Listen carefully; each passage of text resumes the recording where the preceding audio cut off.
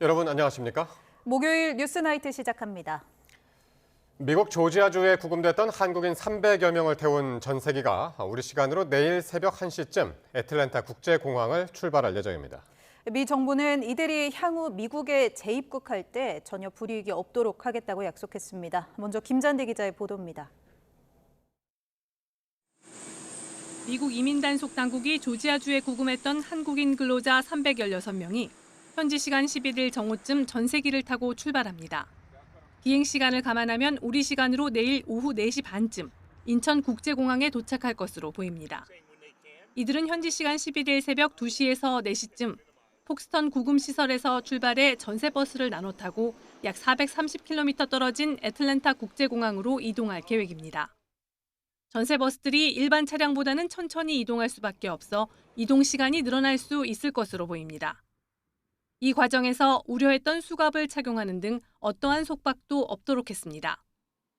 구금시설에 있는 한국인은 317명인데 이 가운데 1명이 현지에 남겠다고 하면서 우리 국민 316명, 외국 국적자 14명 등 330명이 귀국길에 오를 것으로 보입니다. 애틀랜타 공항에 도착하는 대로 이미 도착해 대기 중인 전세기에 탑승해 한국으로 향할 예정입니다. 미 정부는 또 구금됐던 한국인들이 향후 미국에 입국할 때 전혀 불이익을 주지 않겠다고 약속했습니다. 또 이분들이 다시 미국에 와서 입국을 해서 일을 하는데 아무런 문제가 없도록 한다는 것도 확약을 받았고. 우리 정부가 제안한 한국 전문 인력에 대한 새로운 비자 카테고리를 만드는 것에 대해서도 신속하게 협의하기로 했습니다. 이를 위해 국무부와 외교부가 워킹그룹을 만들어 새 비자 형태 관련해 논의하기로 했다고 다시 한번 확인했습니다. YTN 김잔디입니다. LG에너지솔루션은 미국에서 돌아오는 직원 330명이 탈 전세기 1등석에 집중 치료석을 마련합니다. 건강 상태가 양호한 구금자와 관계자는 이코노미석에 탑승하고 다른 1등석 2석과 비즈니스석 48석은 구금 중 건강 상태가 나빠지거나 의료적 처치 및 관찰이 필요한 인원에게 배정할 방침입니다.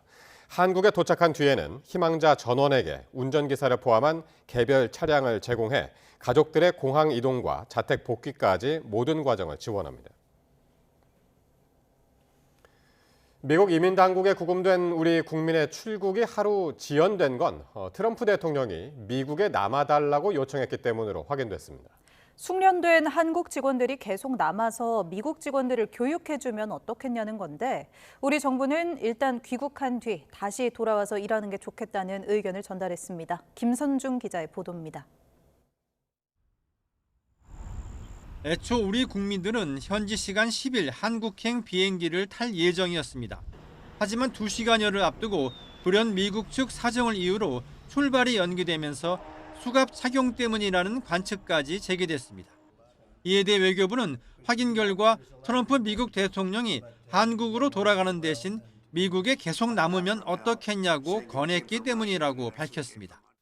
루비오 미 국무장관은 조현 외교부 장관과 만나서 이런 트럼프 대통령의 지시를 직접 설명했습니다.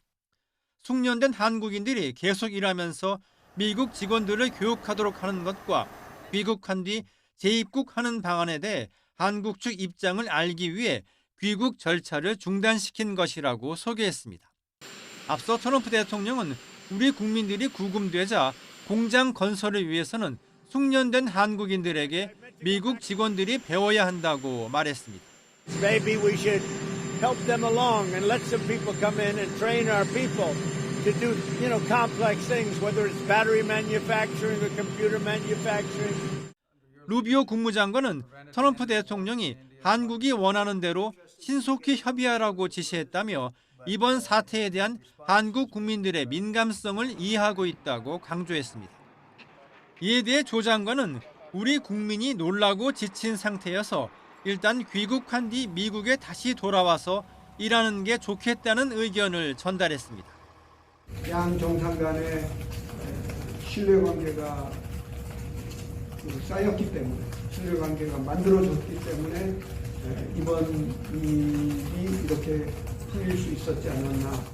트럼프 대통령이 직접 이번 사태 해결에 나서면서 이후 비자 문제를 둘러싼 후속 논의에도 속도가 붙을 것으로 보입니다. YTN 김선중입니다.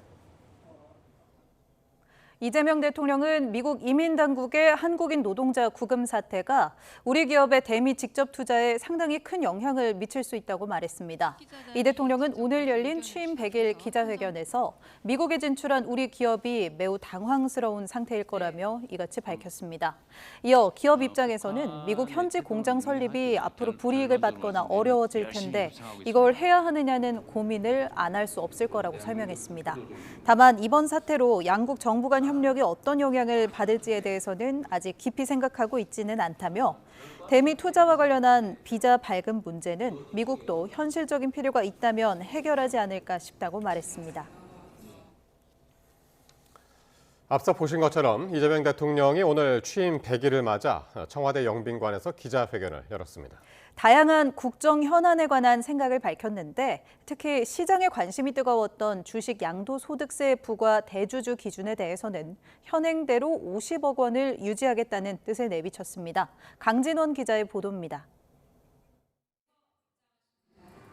예정된 시간을 훌쩍 넘겨 2시간 반 동안 진행된 이재명 대통령의 취임 100일 기념 기자회견.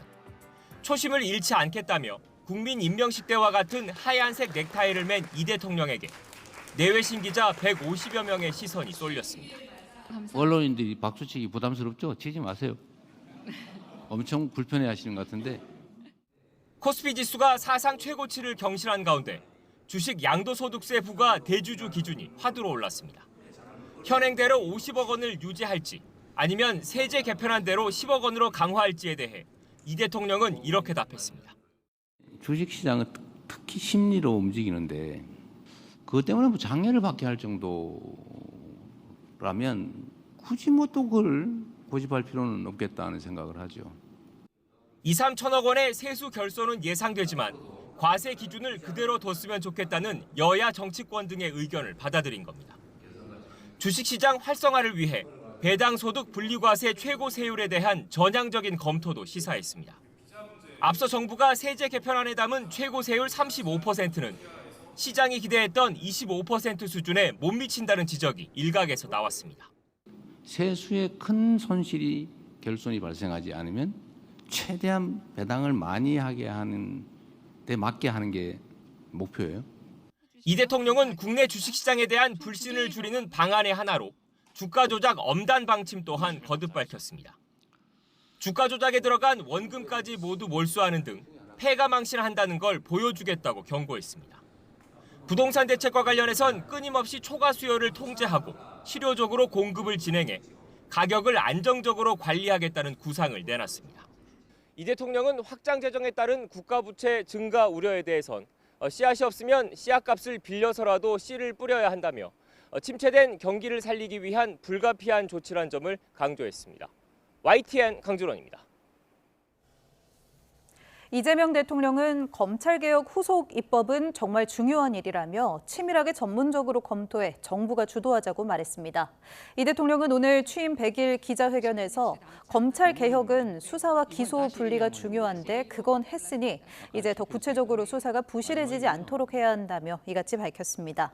이어 구더기가 싫다고 장독을 없애면 되겠느냐며 보완 수사로 죄 지은 자를 처벌하고 억울하게 처벌받는 일이 생기지 않도록 이 문제를 해결할 최적의 방안을 신속히 찾아야 한다고 강조했습니다. 국민의힘 대표와 흔쾌히 독대했던 이재명 대통령은 취임 100일 회견에서도 제1야당에 손을 내밀었습니다. 빨간색도 품는 모두의 대통령이 돼야 한다며 협치를 강조했는데 여야의 평가는 달랐습니다. 임성재 기자의 보도입니다. 광복절 국민임명식 때 맸던 흰색 넥타이 차림의 이재명 대통령은 민주당의 파란색도 국민의힘의 빨간색도 품는 주권자 모두의 대통령이 돼야 한다고 말했습니다. 스스로 민주당 출신이라고 언급하면서도 제1야당의 선의의 경쟁을 제안했습니다. 합리적 경쟁을 하면 좋겠다. 잘하기 경쟁. 누가 더 잘하나? 누가 국민들에게 더 인기를 얻나? 사흘 전 용산 대통령실에서 따로 또 같이 회동했던 국민의힘 장동혁 대표를 생각보다 유연한 상대로 추켜 세우며 협치 상대로 인정했습니다. 대화가 되겠는데? 그래서 되게 즐거웠는데 여의도 가니까 또 아닌 것 같아요.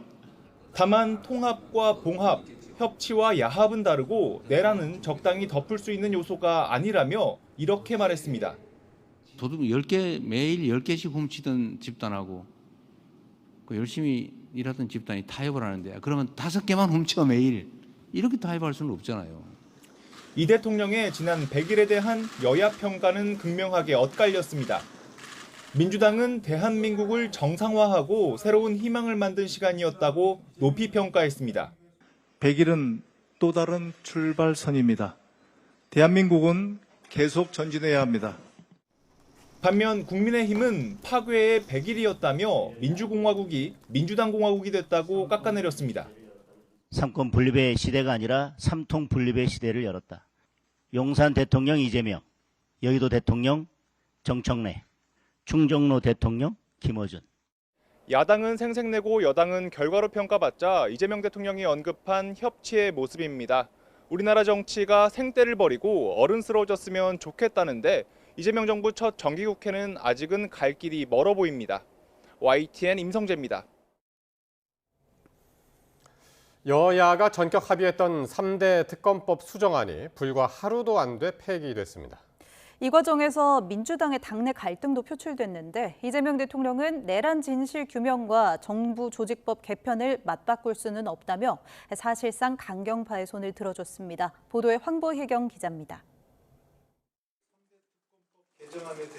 여야 원내대표가 더 센 특검법 수정안에 합의한 직후 민주당 의원들이 올린 글입니다. 특검 수사 기간을 연장하지 않기로 한 걸 두고 추미애 법사위원장 등 강경파 의원들은 전면 재검토를 요구했습니다. 여기에 강성당원들의 항의 문자와 18원 후원금까지 반발이 거세자 김병기 원내대표는 최종 합의는 아니었다며 사실상 협상 결렬을 선언했습니다. 정청래 대표는 특검법 핵심은 기간 연장이라며 본인이 재협상을 지시했다고 밝혔습니다. 어제 협상안은 제가 수용할 수 없었고 또 지도부의 뜻과도 다르기 때문에 국민의힘은 잉크도 마르기 전에 합의안을 뒤집었다 휴지 조각이 됐다며 크게 반발했습니다. 100일 기념 선물로 여야 합의 파기라고 하는 선물을 보내왔습니다. 대통령이 협치를 강조해온 상황에서 용산의 뜻으로 만든 합의안에 정청래 대표가 제동을 건 게 아닌지 이른바 명청대전 의혹도 제기됐습니다. 하지만 이재명 대통령은 100일 회견에서 먼저 특검법을 언급하며 내란 진상규명은 그 어떤 것과도 맞바꿀 수 없다고 말했습니다. 내란 특검 연장을 안 하는 조건으로 정부 조직법을 통과시켜주기로 했다고. 몰랐어요, 실제로. 그리고 저는 그렇게 하길 바라지 않는다. 나아가 민주당이 추진하는 내란 전담 재판부 설치에도 힘을 실었습니다. 위헌 얘기하던데 그게 뭐 위헌이에요? 사법부의 구조는 사법부가 마음대로 정하는 게 아닙니다. 대통령이 정청래 대표를 위시한 민주당 강경파의 손을 들어준 셈인데 이런 협상 과정에 잡음을 놓고 당내 투톱은 공개 사과를 요구하고 의원총회에서 애둘러 응하는 껄끄러운 장면도 연출했습니다. 어려운 말인가요? 그런 거 할 때 혼자 하나요? 당대표께서 그리고 당원과 국민 그리고 의원께 본인의 부덕에 소치라면서 이렇게 사과를 하셨습니다. 법안 처리 과정에서 당내 파열음이 적나라하게 노출된 건데 일단은 봉합했지만 김병기 원내대표의 리더십은 일정 부분 타격이 있을 거란 평가도 나옵니다. YTN 황보혜경입니다. 통일교 측으로부터 불법 정치자금을 수수한 혐의를 받는 국민의힘 권성동 의원의 체포동의안이 국회 본회의를 통과했습니다.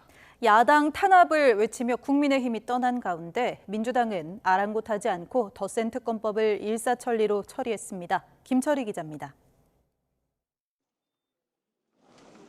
국회를 찾은 정성호 법무부 장관. 국민의힘 권성동 의원의 구속 필요성을 특검의 입을 빌려 담백하게 설명했습니다. 사안의 중대성과 도주 또는 증거인멸의 우려 등에 비추어 구속을 필요로 하는 사유가 있다고 하고 있습니다. 1분여간의 제안 설명이 끝나자 권 의원이 곧장 반박에 나섰습니다. 특검이 허위 진술에만 기대 인민재판을 위한 여론전에 나섰다며 체포동의안 가결을 요청했습니다. 이재명의 민주당과는 달라야 합니다. 국민의힘의 체포동의안 찬성표는 저를 버리는 것이 아니라 국민과 약속을 지키는 것입니다. 정작 권 의원을 제외한 국민의힘 의원들은 야당 탄압, 정치보복을 외치며 표결에 단체로 불참했습니다. 스스로도 찬성표를 던진 가운데 권 의원 체포 동의안은 과반 의석을 가진 민주당 주도로 여유 있게 본회의 문턱을 넘었습니다. 가결되었음을 선포합니다. 이후에도 제1야당은 회의장으로 돌아오지 않았지만 민주당은 더 센 특검법 처리까지 거침없이 내달렸습니다. 이에 따라 그간 특검이 요구해온 특검보와 파견 검사, 파견 공무원 등 수사 인력 확충이 가능해졌습니다. 또 수사기간을 2번에 걸쳐 각 30일씩 연장할 수 있도록 하는 내용도 수정 법률안에 포함됐습니다. 다만 수사기간이 끝난 뒤 특검의 수사 지휘권을 박탈하는 등 국민의힘이 주장했던 일부 내용도 법안에 녹이기로 했습니다. 무제한 토론까지 검토했던 국민의힘은 대신 대규모 규탄 대회를 열어 당 안팎의 반발을 한데 모은다는 계획입니다. 또 검찰청 폐지와 내란특별재판부 설치 속도를 확인한 뒤 장외투쟁 돌입 여부를 결정할 전망입니다. YTN 김철입니다. 국민의힘 권성동 의원에 대한 국회 체포동의안이 가결되면서 이 법원의 영장실질심사가 곧 진행될 예정입니다. 특검은 이 권 의원이 현금 1억 원 말고도 정치자금을 더 받았을 가능성이 있고 또 증거를 없앨 우려도 크다며 구속 필요성을 강조할 걸로 보입니다. 우정훈 기자의 보도입니다. 국회 체포동의안 가결로 국민의힘 권성동 의원은 법원에서 구속 전 피의자 신문을 받게 됐습니다. 법무부와 특검을 거친 국회 체포동의 통지서가 법원에 전달되면 권 의원의 영장실질심사 일정도 곧 잡힐 거로 보입니다. 이후엔 일반 피의자들과 동일하게 구속 전 피의자 신문이 열리고 권 의원은 법원 판단이 나올 때까지 구금시설에 인치돼 결과를 기다려야 합니다. 앞서 특검은 구속영장 청구서에 권 의원이 윤영호 전 통일교 세계본부장에게 받은 거로 의심되는 현금 1억 원 말고도 불법 정치자금을 더 받았을 수 있다고 적시하며 구속 필요성을 강조했습니다. 또 권 의원이 비서관을 통해 공범에게 접촉해 수사 상황을 공유받으려 했다며 증거인멸 가능성도 부각했습니다. 이에 대해 권 의원은 통일교 한학자 총재 윤 전 본부장과의 만남은 인정하면서도 불법 정치자금을 받은 적은 없다며 혐의를 부인해왔습니다.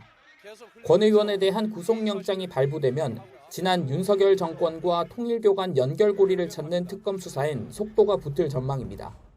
다만 기각된다면 권 의원이 정치보복을 주장하는 만큼 수사에도 타격이 불가피합니다. YTN 우정훈입니다.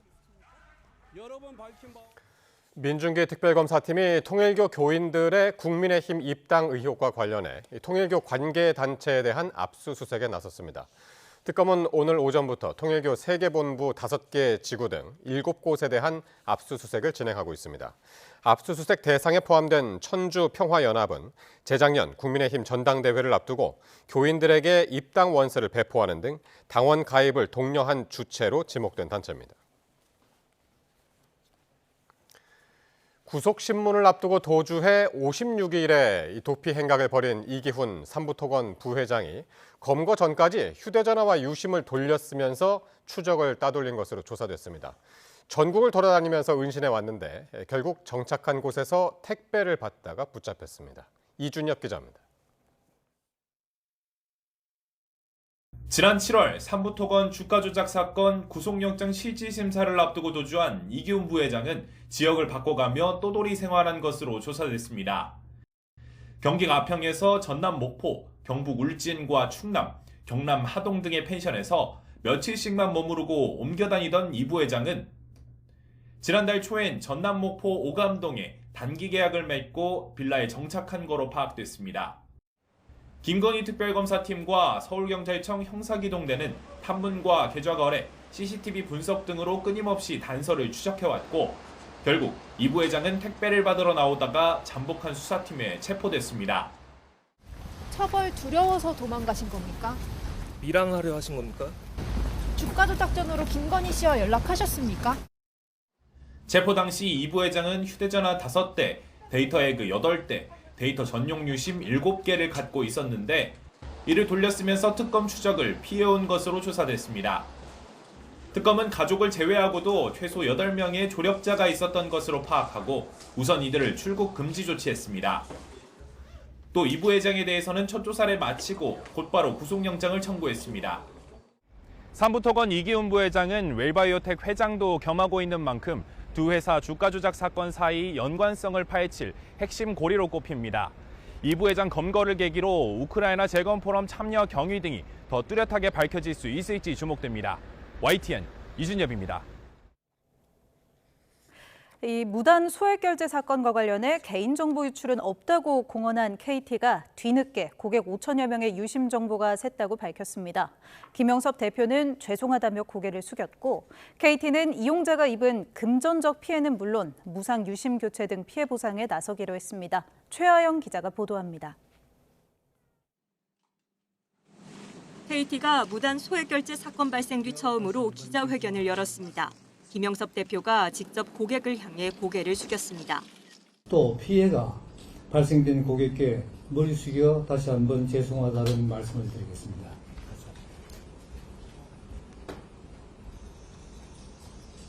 KT는 전날만 해도 이번 사건으로 개인정보 유출 정황은 없다고 단언했지만 하루 만에 말을 뒤집었습니다. 사건의 원인으로 지목된 불법 초소형 기지국을 통해 이용자 5,561명의 유심 정보가 유출됐을 가능성을 확인하고 개인정보위에 신고했습니다. 자체적으로 파악한 불법 초소형 기지국 2개의 신호를 수신한 적 있는 이용자 19,000여 명 가운데 유심 정보 유출 피해 가능성이 있는 이용자를 추린 결과입니다. 유심 정보가 유출된 이용자 가운데는 무단 소액결제 피해자로 집계된 278명도 포함됐습니다. KT는 피해자가 수십 명 정도 증가할 가능성도 있다고 설명했습니다. 제가 어제 Q&A 시간에 이 부분이 진행 중인데 확실하지 않아서 유출 정황이 없다고 한 점 다시 한번 사과드리겠습니다. 다만 유심 관련 핵심 정보가 저장되는 홈 가입자 서버 침해나 불법 기기 변경, 복제폰 정황은 없다고 강조했습니다. 또 지난 5일 비정상적인 소액결제 시도를 차단한 뒤 추가 피해는 없는 것으로 파악했습니다. KT는 개인정보 유출이 의심되는 이용자들에게 이를 알리고 유심을 무료로 교체해주기로 했습니다. 유심 교체를 원하시면 가까운 매장이나 플라자를 방문하면 무료로 교체를 해드리고 케어를 해드릴 예정이고요. 택배를 원하시면 이분들은 고객센터나 KT.com에 신청하면 금전적 피해는 100% 책임지고 통신사 이동 시 위약금을 면제하는 보상 방안도 검토할 계획입니다. 이와 함께 추가 피해를 막기 위해 소액결제 본인 인증에 생체 인증이 도입된 패스 인증만 적용하기로 했습니다. YTN 최하영입니다. 이번 KT의 무단 소액결제 사태로 현재까지 경기 광명과 서울 금천 등 인접한 4개 지역에서 피해가 발생한 것으로 파악됐습니다. 초소형 불법 기지국을 누가 어떻게 확보했는지가 수사의 관건이 될 전망인데 장비가 차량과 함께 이동하며 범행에 사용됐을 가능성도 거론됩니다. 이어서 이현정 기자입니다. 현재까지 확인된 KT 무단 소액결제 피해는 서울 서남권에 집중돼 있습니다. 지난달 21일 경기 과천시 벼량동을 시작으로 닷새 뒤 서울 금천구에서 피해가 발생했고 지난달 27일과 28일에는 가까운 경기 광명시 소화동과 하안동에서 70여 건의 신고가 접수됐습니다. 소액결제 한도는 가장 낮은 한 30만 원 정도로 잡아놓은 것 같은데 그게 소액결제가 100만 원으로 상향이 되어 있더라고요.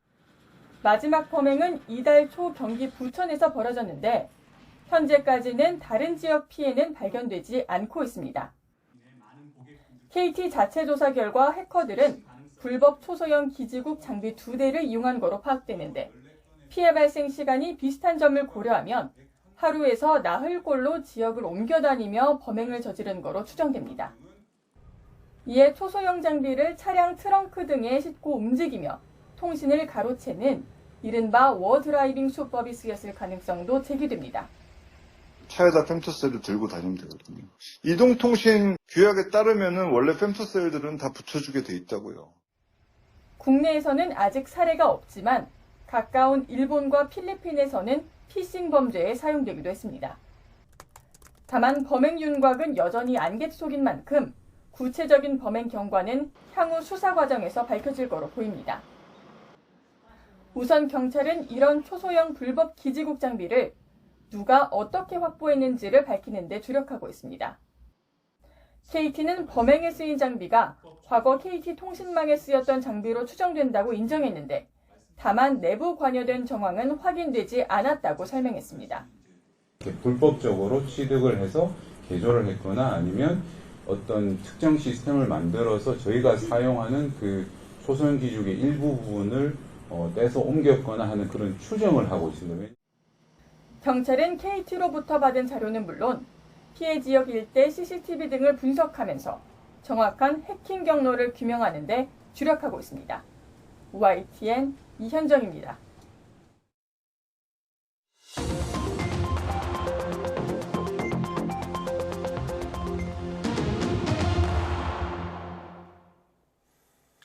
정치권 관심 뉴스 살펴보는 포커스 나이트 시간입니다. 오늘은 김진욱 전 더불어민주당 대변인, 장성호 전 건국대 행정대학원장 나오셨습니다. 어서 오십시오. 네, 안녕하세요. 네, 안녕하십니까?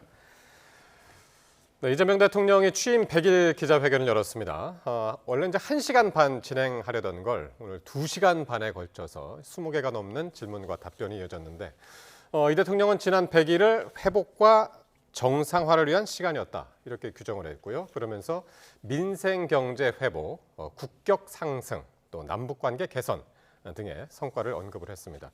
오늘 회견 어떻게 보셨는지 먼저 총평부터 짧게 들어보죠.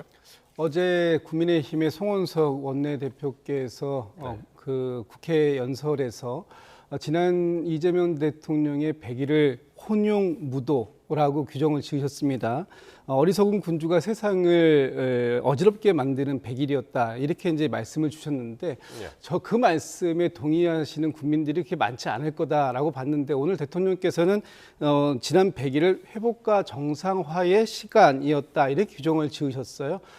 이 부분에 대해서 많은 분들이 전 공감을 했을 거라고 봅니다. 특히 그 계엄으로 민주주의가 파괴되고 또 헌정 질서가 멈춰설 뻔했던 그런 상황들을 이 새로운 정부가 수립되고 다시 국정이 정상화되어가는 과정 속의 100일이었다. 이렇게 뭐 규정 지으신 게 올바른 규정이 아닐까. 그리고 이 과정 속에 오늘 뭐 코스피 지수가 역대 최고치 어제에 이어서 같이 기록했고 대통령의 안정적인 60%대 이상의 지지율 그리고 지금 미국에서 또 우리 국민들이 국내로 이제 무사하게 송환되고 있는 이런 과정들 여러 가지 상황들이 대통령께서 오늘 말씀을 굉장히 자신감 있게 하시고 또 그런 가운데에서 국민들이 좀 시원하다 이런 느낌도 가질 수 있는 그래서 정치의 효능감을 일부라도 맛볼 수 있는 그런 기자회견이 아니었는가 이렇게 평가할 수 있을 것 같습니다.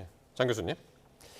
회복을 위한 100일, 미래를 위한 성장, 그리고 더 나은 경제, 더 자주 소통하고 더 큰 통합 이 세 가지 컨셉을 통해서 지난 30일 기자회견도 했고 취임 100일 기자회견은 상당히 지금 생소하지 않습니까? 인수위라든가 과거에 정권 초반에 여러 가지 상당히 바쁜 그런 와중에 앞으로 5년 동안 할 그런 대통령의 그런 앞으로 국정 과제 그것을 정리하기도 바쁜데 상당히 자신감이 있고 그리고 국정을 이미 장악한 듯한 그런 자신감을 보였습니다. 일단 왜냐하면 지금 1시간 반 할 걸 2시간 30분 동안 150분간 질문 22가지를 뭐 더 하라고 계속 기자들한테 얘기하고 그러면서까지 하는 건 좋지만 달변, 다변 지도자는 그런 것도 좋지만 오히려 지도자는 리스닝, 듣는 것이 훨씬 더 중요하다고 생각이 들고 오히려 지금 뭐 2시간 30분이죠. 2시간 30분 동안 상당히 긴 시간을 많은 말을 그리고 국정과제 모든 것에 대해서 다 얘기했기 때문에 이것을 과연 나중에 두고두고 다시 리플레이해서 볼 때 이것의 의미를 나중에 다시 평가를 받을 수밖에 없는데 어떻게 보면은 협치는 구호일 수밖에 없지 않을까 이런 생각도 들었고 내란 종식이라는 말을 상당히 쓰고 그리고 국민이 선출한 권력과 그렇지 않은 권력에 대한 차등 입법부가 사법부 위에 있는 인식을 표출했다는 것, 이런 것들이 상당히 위험스러운 그런 대통령의 인식을 갖고 있고 예. 이것이 앞으로 정부를 이끌어 가면서 이것이 어떤 국정에 여러 가지 리스크가 생겼을 때 오늘 했던 이런 다양한 워딩에 대해서 상당히 부메랑으로 돼서 돌아올 가능성이 상당히 크다고 봅니다. 예. 자, 짧게 해달라고 그랬는데 길게 짧게 했습니다. 총평을 해주셨습니다. 자, 그러면은 오늘 이 대통령의 주요 발언들을 중심으로 해서 말씀을 계속 이어갈 텐데요. 이 미국에 억류된 우리 국민들, 또 관세 협상, 주식시장 등 이 다양한 이야기들이 있었는데 국내 현안 중에서는 이 정부 여당 간 이견이 감지됐던 이 검찰 개혁과 관련한 부분에 또 관심이 쏠렸습니다. 이 대통령의 관련 발언 한번 들어보겠습니다. 감정을 완전히 배제하고 아주 논리적으로 치밀하게 전문적으로 검토하자. 구더기 안 생기게 아주 악착같이 막아야지. 아예 장을 먹지 말자. 장독을 없애버리자. 이러면 안 되지 않냐. 라는 게 제 생각입니다. 보안 수사 문제나 뭐 이런 것들도요. 그런 측면에서 정말로 진실을 발견하고 왜곡되지 않고 죄 지은 자는 처벌받고 죄 안 지은 사람은 억울하게 처벌받는 일이 생기지 않게 그리고 신속하게 문제를 해결할 수 있는 최적의 방안을 찾아내고 거기에 맞게 제도와 장치는 배치하면 된다. 예, 우리 속담이 나왔죠. 구더기가 무섭다고 장독을 없애면 되겠느냐. 이 검찰 개혁 후속 법안 작업과 관련해서 특히 이제 보안 수사권 관련한 발언이었죠. 그렇습니다. 지금 이제 그 이번 9월 중에 정부 조직법이 통과가 되면 검찰청이 이제 공소청과 중수청으로 나뉘게 되지 않습니까? 이 부분에 대해서는 이미 그 정부와 또 민주당이 합의가 완벽하게 이루어진 상황입니다. 이제 이게 통과되고 나면 후속 조치로서 앞으로 이 그동안 검찰이라는 조직이 해왔던 일을 다른 이렇게 두 개의 조직으로 나누면서도 국민들이 이 때문에 피해보는 일이 발생되지 않을까라는 지금 우려들이 나오시는 거 아니에요. 그런 우려를 적극적으로 불식시키기 위한 노력, 그런 부분을 꼼꼼하게 촘촘하게 잘 준비하겠다 이런 말씀을 하시는 건데 지금 이제 그 한간에는 이 검찰의 어떤 이 보안 수사권을 줘야 되느냐 말아야 되느냐 아니면 보안 수사 요구권만 줘야 되느냐 이런 걸 가지고 지금 논쟁들이 굉장히 벌어지고 있는데 이런 부분에 있어서 조금 더 유연하게 생각할 필요가 있다라는 말씀이시고 거기에 이 그 과거 우리의 속담인 구더기 무서워서 장을 못 담그는 것이냐 오히려 그 구더기가 있지 않게끔 하는 방안을 찾는 것이 훨씬 더 장은 먹어야 되는 거니까 필요한 거 아니냐라는 말씀을 하심으로써 좀 더 유연한 부분을 좀 그 오늘 강조하신 것이다 이렇게 보여지는데요. 오늘 중요한 말씀을 하신 건 뭐냐하면 감정을 배제하고 아주 논리적이고 치밀하게 준비해 나가야 된다라는 말씀을 주셨습니다. 그동안 검찰이 굉장히 기소권과 수사권을 같이 가지고 있으면서 무소불위의 권한을 휘둘러 왔다. 그리고 일부 정치검찰로서의 역할을 하든 그 마다하지 않아 왔다라는 비판들이 굉장히 강합니다. 그럼에도 불구하고 그것은 일부에 해당되는 얘기고 만약에 검찰에서의 지금 이 기소권과 공소권, 그러니까 수사권과 기소권이 분리가 되었을 때 뜻하지 않게 피해를 국민들이 볼 수 있다라는 그런 지적들이 많이 나오고 있잖아요. 이런 부분들에 대해서 정말 감정적인 부분은 빼고 치밀하고 논리적으로 타협하고 또 토론해서 그 합리적인 대안을 만들어야 된다. 이런 말씀을 강조점으로 두신 것이다. 이렇게 해석할 수 있을 것 같습니다. 그러니까 이게 보안 수사권 관련해서 과연 이재명 대통령은 어떤 생각을 갖고 있나? 이 부분이 이제 상당히 궁금했었는데 오늘 이제 그걸 다 털어놓은 것이 지금 이제 김 대변인 말씀대로 검사가 보안 수사권을 악용할 수 있으니까 허용해서는 안 된다. 이게 이제 민주당의 이제 강경파들의 목소리였는데 여기에 대해서 이제 제동을 건 것이다. 이런 해석들이 나옵니다. 글쎄 그 제동을 대통령이 건다고 해서 그게 걸릴 것인지 아니면 지금 1년 정도 유예 기간을 두고 하지 않습니까? 저는 한 10년 정도 유예 기간을 두고 하면 이것이 정리될 그리고 적응될 국민들이 적응될 가능성이 상당히 큰데 지금 사법체계 전체 검찰을 해체해 놓고 그리고 상당히 복잡하게 해놓고 사건 진행도 마찬가지로 사법체계라는 것은 국민의 기본권 보장을 해야 되는데 국민의 기본권을 찾기 위해서 국민들이 이 사법 체계를 따라가다 보면 지금에는 기존에 검찰 수사할 때 한 번, 재판할 때 한 번, 변호사를 2번 사면 되는데 지금은 3번, 4번, 5번 살 가능성도 있습니다. 예를 들어서 그렇기 때문에 이 검찰 수사라든가 이 검찰권을 해체함으로써 검찰의 보안 수사권, 검찰의 수사권, 수사 지휘권 모든 것을 지금 없애지 않습니까? 그래서 검찰이 결국은 공소와 관련해서는 기계적으로 결정만 해라. 경찰에서 올린, 중수청에서 올린 것을 검사는 기계적으로 결정만 해라.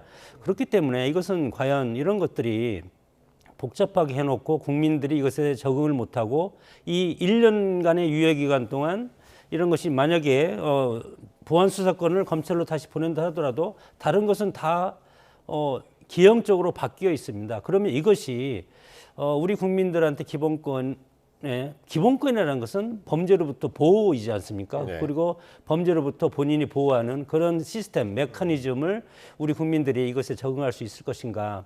저는 이 부분이 앞으로 윤석열이 아니고 이재명 정권의 가장 리스크가 큰 부분으로 다가올 가능성이 상당히 크다. 왜냐하면 국민들 전체가 이거에 대해서 혼돈을 느끼고 있고 피해를 보는 사람이 상당히 많지 않겠습니까? 그렇기 때문에 법이라는 것은 역사와 전통이 있어야 되고 68년 정도 된 이런 검찰의 역사를 하루 1년 만에 이것을 해체하고 다시 한다는 것은 상당히 무리라고 봅니다. 예, 그러니까 그런 우려들에 대해서 이재명 대통령이 어쨌든 그 후속 입법과 관련돼서는 이제 TF를 정부 주도로 이제 하겠다 이제 그렇게 이야기를 했지 않습니까? 오늘도 이제 그걸 강조했고 그러면서 최적의 방안을 찾겠다라고 했으니까요. 그걸 이제 믿고 가는 수밖에 없는 그런 상황이죠. 자, 그리고 주식 양도소득세 대주주 기준과 관련해서는 현행대로 50억 원을 유지하겠다라는 뜻을 내비쳤습니다.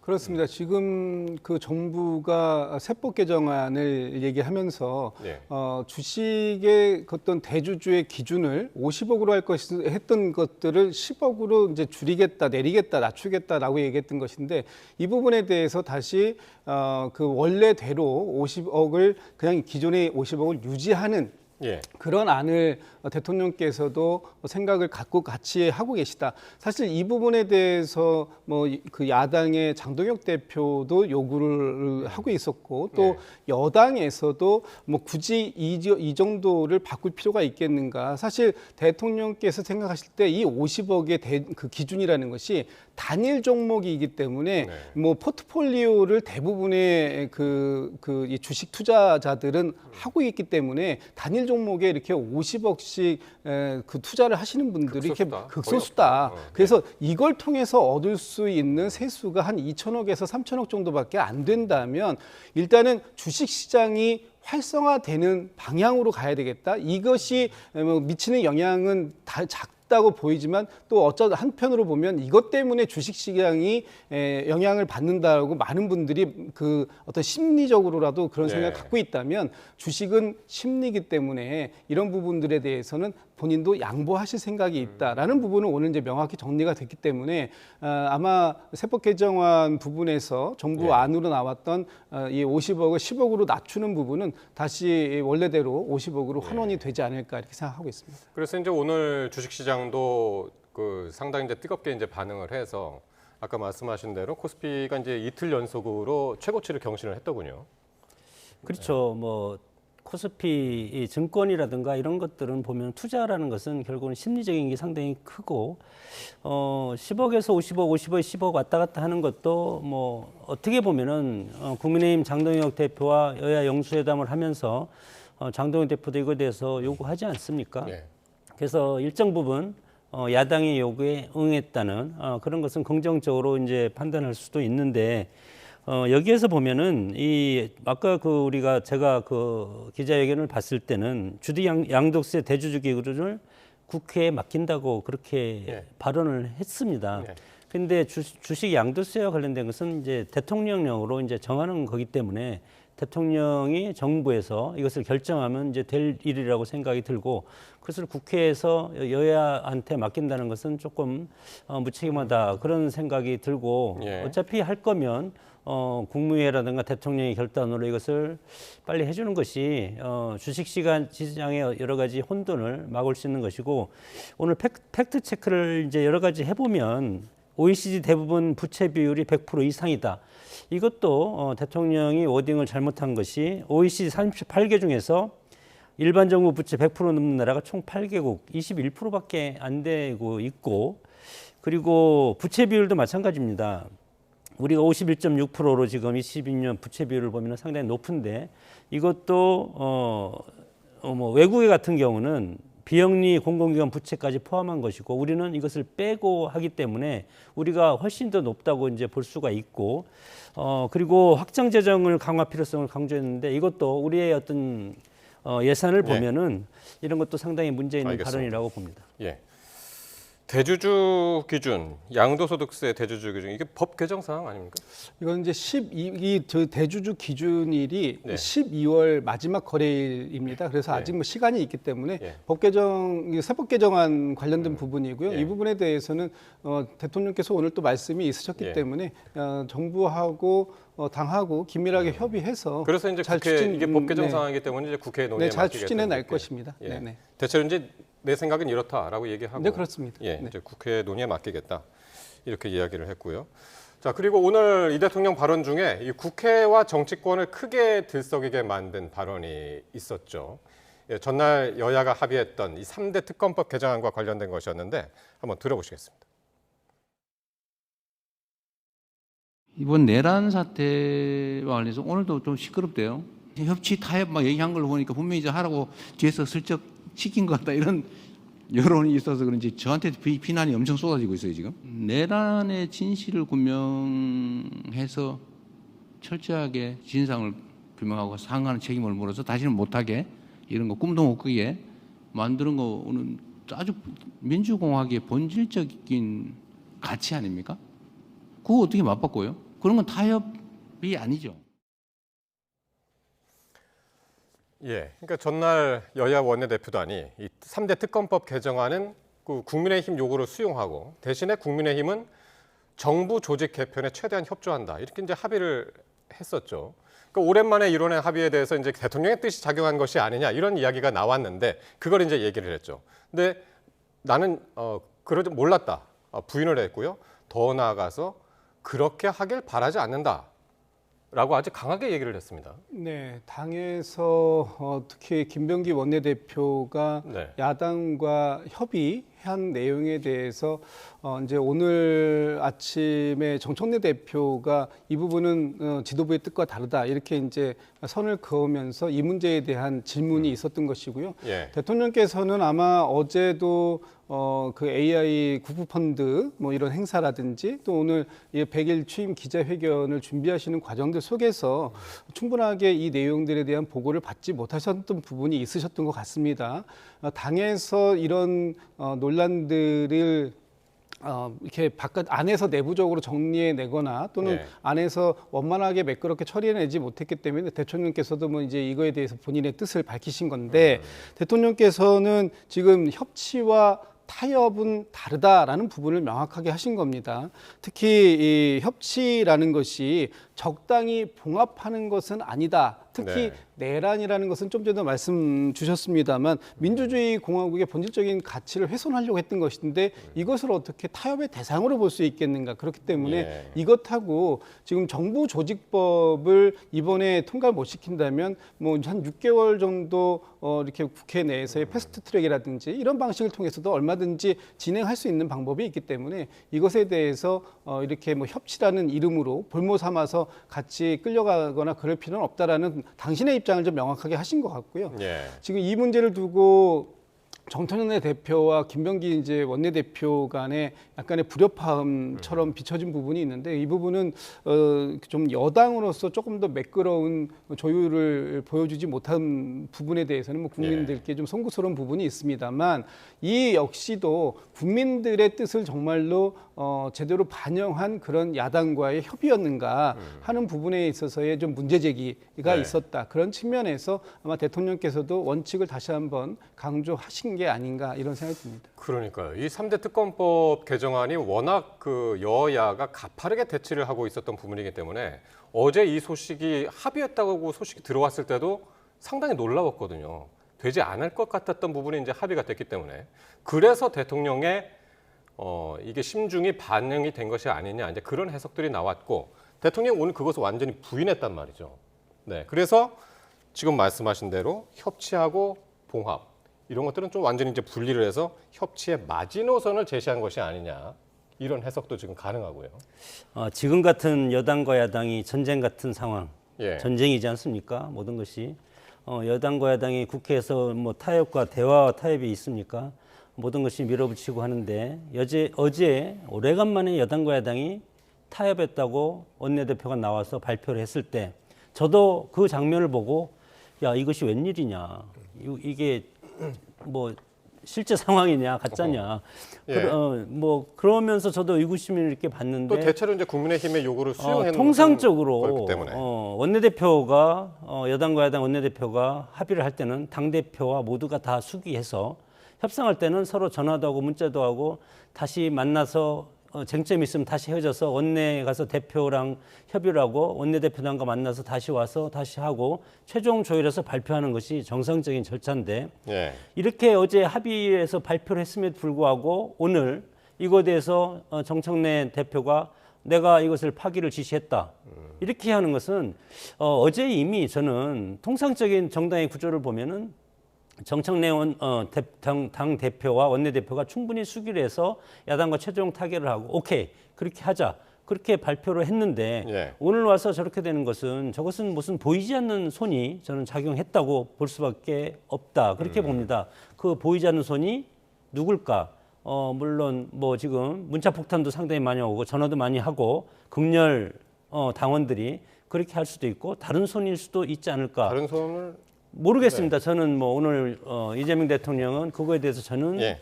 전혀 알지 못했다 그렇게 얘기했기 때문에 그걸 믿을 수밖에 없고 그럼에도 불구하고 통상적인 정당의 모습은 아닌 것이 알겠습니다. 거대 여당 민주당의 저런 모습이 상당히 국민들은 당황스럽게 볼 수밖에 없다고 봅니다. 알겠습니다.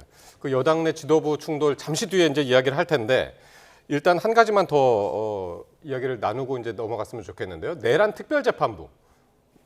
여기에 대해서 이제 위헌 논란이 있었죠. 그 여당 내에서도 그랬고. 그런데 이게 무슨 위헌이냐라면서 선을 그었습니다. 이름을 이제 내란 특별재판부라고 했지만 이거 지금 여당 안에서는 그 내란 전담재판부 이렇게 이제 바꾸는 안도 지금 그걸로 이제 바뀌었죠. 전담재판부로. 그걸 당론으로 추진한다 이런 것은 아니고요. 네. 그런 것들이 지금 필요하다라는 목소리들이 당에선 커져가고 있는 상황이다. 이렇게 이제 지금 현재 상황을 좀 정리해서 말씀드려야 될 것 같고 지금 이제 내란 특별재판부에 대해서 오늘 대통령께서 위헌이 아니다 이렇게 말씀을 주시는 부분은 저는 이런 거라고 생각합니다. 일단 어떤 법 제도를 만드는 것은 입법권 안에서 있는 부분이 있다. 그렇다면은 입법부에서 그 법 제도를 만들어가는 과정들 속에 이 내란 특별재판부도 포함될 수 있다라는 취지의 원론적인 말씀이시다라고 보고요. 지금 또 이 한 가지 대통령께서 오늘 이 말씀을 하신 이유 중에 하나가 제 개인적인 생각으로는. 지금 이 내란 재판이 진행되고 있습니다만 이 진행 과정이나 이런 부분들에 있어서 국민들의 우려 그리고 좀 뭔가 제대로 진행이 빠르게 신속하게 이루어지지 않고 있다라고 하는 그런 목소리들 뭐 이런 것들이 있기 때문에 이 지금 그 재판이 좀 신속하게 제대로 그 진행돼야 된다라는 어떤 그런 생각을 담아서 이런 말씀을 좀 주신 게 아니실까? 아마도 재판이 제대로 진행돼야 된다는 부분을 간접적으로 촉구하시는 말씀이 아닐까라고 저는 개인적으로 해석을 하는데 지금 이 부분에 대해서는 아직 당에서 공식적으로 당론화하거나 아니면은 당에서 성안을 해서 이걸 입법부로 추진하겠다 이렇게 지금 얘기가 나오지 않은 그런 그 어떻게 보면은 아이디어 차원이고 그 아이디어에 대해서 많은 분들이 공감을 해가고 있는 그런 상황이기 때문에 아마 대통령께서도 그런 원론적인 말씀을 주신 것이 아닌가라는 생각이 듭니다. 그래서 이게 내란 특별재판부랑 전담재판부는 워낙 성격이 다른 거기 때문에 그런데 내란 특별재판부라고 말씀을 하시면서 그 중간에 뭐 대법원장이 임명을 하면 되는 거죠? 라고 얘기한 거 보면은 전담 재판부를 염두에 두고 발언을 한 것이 아닌가 싶기도 하고. 그렇습니다. 지금 이 구조를 뭐 정확하게 어떤 안을 가지고 말씀을 나누는 상황은 아니잖아요. 좀 전에도 말씀을 드렸습니다만 재판부에 대해서 구성하고 그 구성을 어떻게 할 것인가 하는 부분에 대해서는 뭐 대법원장께서 판단을 하실 일이지만 지금 현재의 내란 재판을 담당하고 있는 재판부가 정말 국민들의 신뢰를 받고 그 재판의 결과에 대해서도 신뢰를 담보할 수 있는가 하는 부분에 있어서는 국민들의 좀 의구심이 있다. 이런 정도로 이해하시면 좋을 것 같습니다. 그 특검 기간을 연장하는 그 덧셈 특검법이 통과됐습니다. 오늘 오후에 통과됐는데 그 현장을 제가 봤습니다. 이 특검 기간을 연장하는 것은 내란 종식이라는 그런 뭐 민명하에 연장을 했는데 이것은 내년 지방선거를 노리고 저는 했다고 봅니다. 정치의 시간보다 사법의 시간을 더 끌고 가서 내년 지방선거에 영향을 미칠 어떤 일각의 우려, 국민의힘이라든가 보수 정당의 우려 그런 것들이 지금 이 특검 연장이고 이 내란 특별재판부, 뭐 내란 전담재판부 좋습니다. 뭐 그것도 마찬가지로 헌법 제 101조에 보면은 사법부는 법관으로 구성된 법원에 속한다. 요 부분에 있어서 대법원에서 이거에 대해서 이제 위헌 사유라고 그렇게 이제 지적을 하는 그런 지점인데 이것을 그럼 굳이 왜 내란 전담, 특별 내란 전담 재판부를 가지고 갈까? 이것은 내년 지방선거를 벗어나서 그 다음 총선까지 갈 수 있는 국민의힘을 겨냥할 수 있는 그런 어떤 의도가 있는 그런 재판부이기 때문에 왜냐하면 지난 계엄 당시에 뭐 계엄 반대했던 국민의힘 의원이라든가 여러 사안에 지금 특검위에서 조사를 하고 있지 않습니까? 이 의원들이라든가 국민의힘이라든가 보수정당의 인사들을 내란 특별재판부에 넘김으로써 이것이 차기 총선이 앞으로 2년, 3년 남았습니다.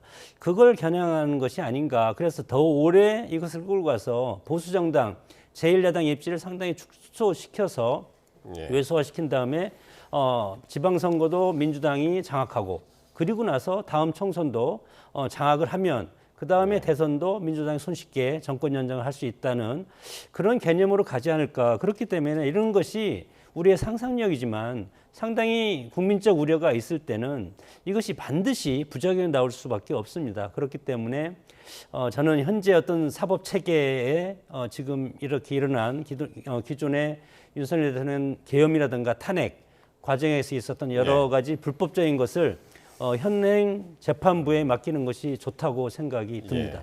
알겠습니다. 지금 두 분이 이제 계속 말씀 중이신 건데 이 3대 특검법 개정안 결국에는 이 수사기관과 또 기관하고 이제 인력을 늘리는 내용을 담아서 오늘 본회의를 통과를 했습니다. 그런데 이 과정에서 민주당 정청래 대표하고요, 김병기 원내대표 사이에 충돌이 있었는데 관련 발언들 먼저 들어보시겠습니다. 어제 협상안은 제가 수용할 수 없었고 지도부의 뜻과도 다르기 때문에 어제 바로 재협상을 지시했습니다. 저도 어제 많이 당황했고 그래서 바로 재협상을 제가 지시했던 겁니다. 오늘 뭐 사과라고 요구하신 거 관련해서도 그거는 대표한테 물어보세요. 통령님 마이크. 아니 그걸 내가 왜 어떻게 판단해? 약간 오르신 말씀이시죠. 아까 공개 사과 얘기하시면 좀 어떤 마음에서 말씀 좀 하셨던 거예요? 쉬운 말이잖아요. 어려운 말인가요? 그런 거 할 때 혼자 하나요? 김병기 원내대표 어쨌든 오늘 그 말투, 애티튜드 이런 것만 봐도 이제 분위기 확 느껴지실 겁니다. 근데 지금 이 녹취에는 담겨 있지 않았는데 김병기 원내대표가 이 복도에서 기자들을 향해서 정청래한테 공개 사과하라고 그래라고 하면서 이제 대표 직함도 붙이지 않고 소리를 질렀다고 그럽니다. 뭐 그렇게 그 언론을 통해서 얘기 보도가 나오는데 그런 모습들이 집권 여당으로서 국민들께 보여드리는 점에 대해서는 좀 저는 뭐 개인적으로 송구하다 이런 생각이 좀 들고요. 지금 굉장히 국민들께서 이 특검이 제대로 진행되기를 바라고 계시고 그런 부분들에 대해서 아마 어제 김병기 원내대표가 대표로서 그 야당과 협의했던 내용들, 특히 특검의 기간을 연장하지 않겠다라고 한 것, 그리고 수사관 지금 이제 특검의 인력을 일부 최소 한도로만 하겠다고 하는 것, 뭐 이런 부분들 뭐 그 정도까지야 또 어느 정도 이해가 된다고 하더라도 이 특검의 기간을 늘리지 부족했다라고 하는 부분에 있어서 뭐 이해하기가 어렵다 이런 비판이 좀 있었고요. 그런 예. 부분들에 대해서 이제 정청래 대표가 먼저 이거는 그 지도부의 뜻과 다르다라고 얘기하니까 예. 김영기 원내대표가 아니 이런 거 할 때 일이 중요한 결정을 하는데 나 혼자 결정했겠느냐. 지도부하고 또 법사위원장, 간사하고 충분하게 거기에다 다 보고했다. 아무 말도 없으니까 당연히 하라는 의미로 알았던 거 아니겠느냐. 이렇게 이제 얘기를 하셨고 예. 그래서 이제 사과를 요구하셨는데 공개적인 사과를 요구하셨습니다만 아마 제가 듣기로는 그 비공개 의총에서 정청래 대표께서 뭐 당원 국민 또 그 우리 의원님들께 부덕의 소치다라고 해서 심심한 사과를 하셨다고 합니다. 그래서 이 부분에 대해서는 뭐 이제 더 이상 크게 논란으로 확전되어 가지 않기를 전 뭐 개인적으로 바라는데 지금 이 부분에 있어서 저희가 오늘 통과시킨 부분이 있지 않습니까? 그거는 원안으로 통과시킨 것이 아니고요. 일부 수정을 좀 가했습니다.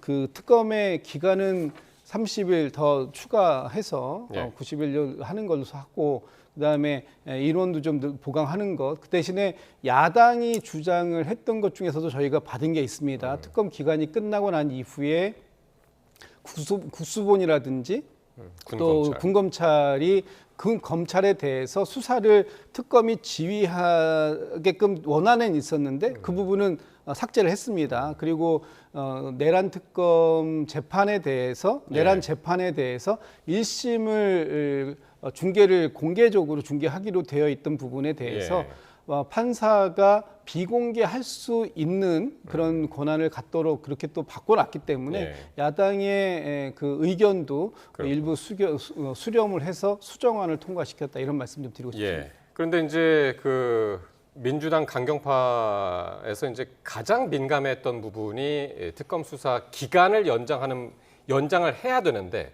어제 전날 있었던 합의안에서는 연장하지 않기로 했기 때문에 그 부분에 대해서 이제 굉장히 반발을 했고 그랬더니 재협상해라라고 하면서 근데 김병기 원내대표는 그럼 내가 다 잘못했나? 나는 다 협상을 미리 얘기를 하고선 이렇게 진행을 한 건데 라면서 불만을 토로한 거거든요. 예, 어떻게 보고 계십니까? 뭐 저런 모습이 뭐 좀 전에 제가 말씀을 드렸지만 정당의 통상적인 모습과 다르다. 이것이 과연 여당의 강성 지지층이 문자폭탄 많이 했다고 합니다. 내란당과 합의했다.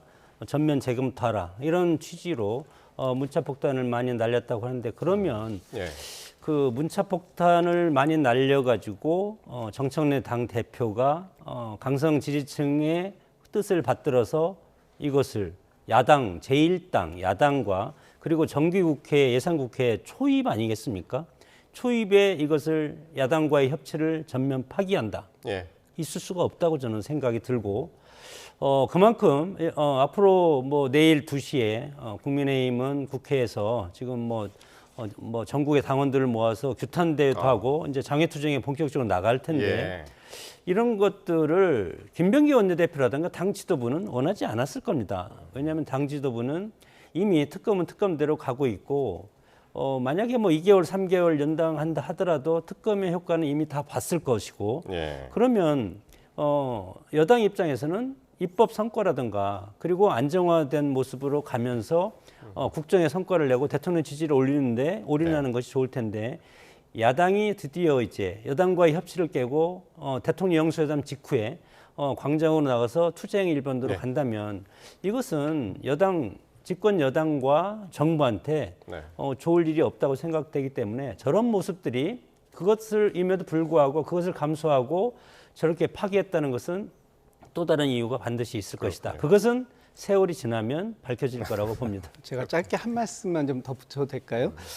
저는 김병기 원내대표께서 굉장히 그 많은 생각을 가지고 계셨고 그 생각이 중간에 좀 그 소통 과정에서 약간의 오류가 좀 있었다고 보여집니다.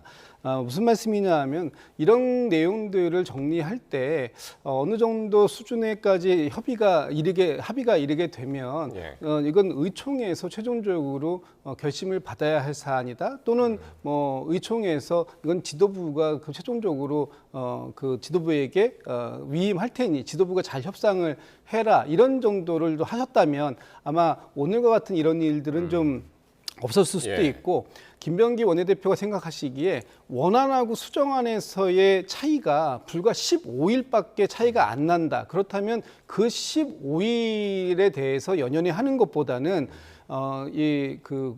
저희 정부 조직법에 대해서도 야당과 협의해서 같이 통과시키는 모습이 더 좋았을 것이고 또 그 이후에 만약에 특검에서 더 연장이 필요하다고 하면 또다시 그 특검법을 개정할 수도 있는 그런 여러 가지 방법들이 당시는 있었던 것으로 보여집니다. 그것을 조금 더 의원들께 또는 지도부에게 충분하게 소통하셨으면 어땠을까라는 부분도 좀 아쉬움으로 남는 부분이 있죠. 어쨌든 오늘 단순한 이제 오늘 요 사안뿐만이 아니라 요게 이제 계속해서 이제 그 투톱 사이에 그동안에 이제 이상교류가 있었기 때문에 오늘 그게 이제 불거진 것이 아니냐 그런 의미에서 더 이제 화제가 됐었던 것 같고요.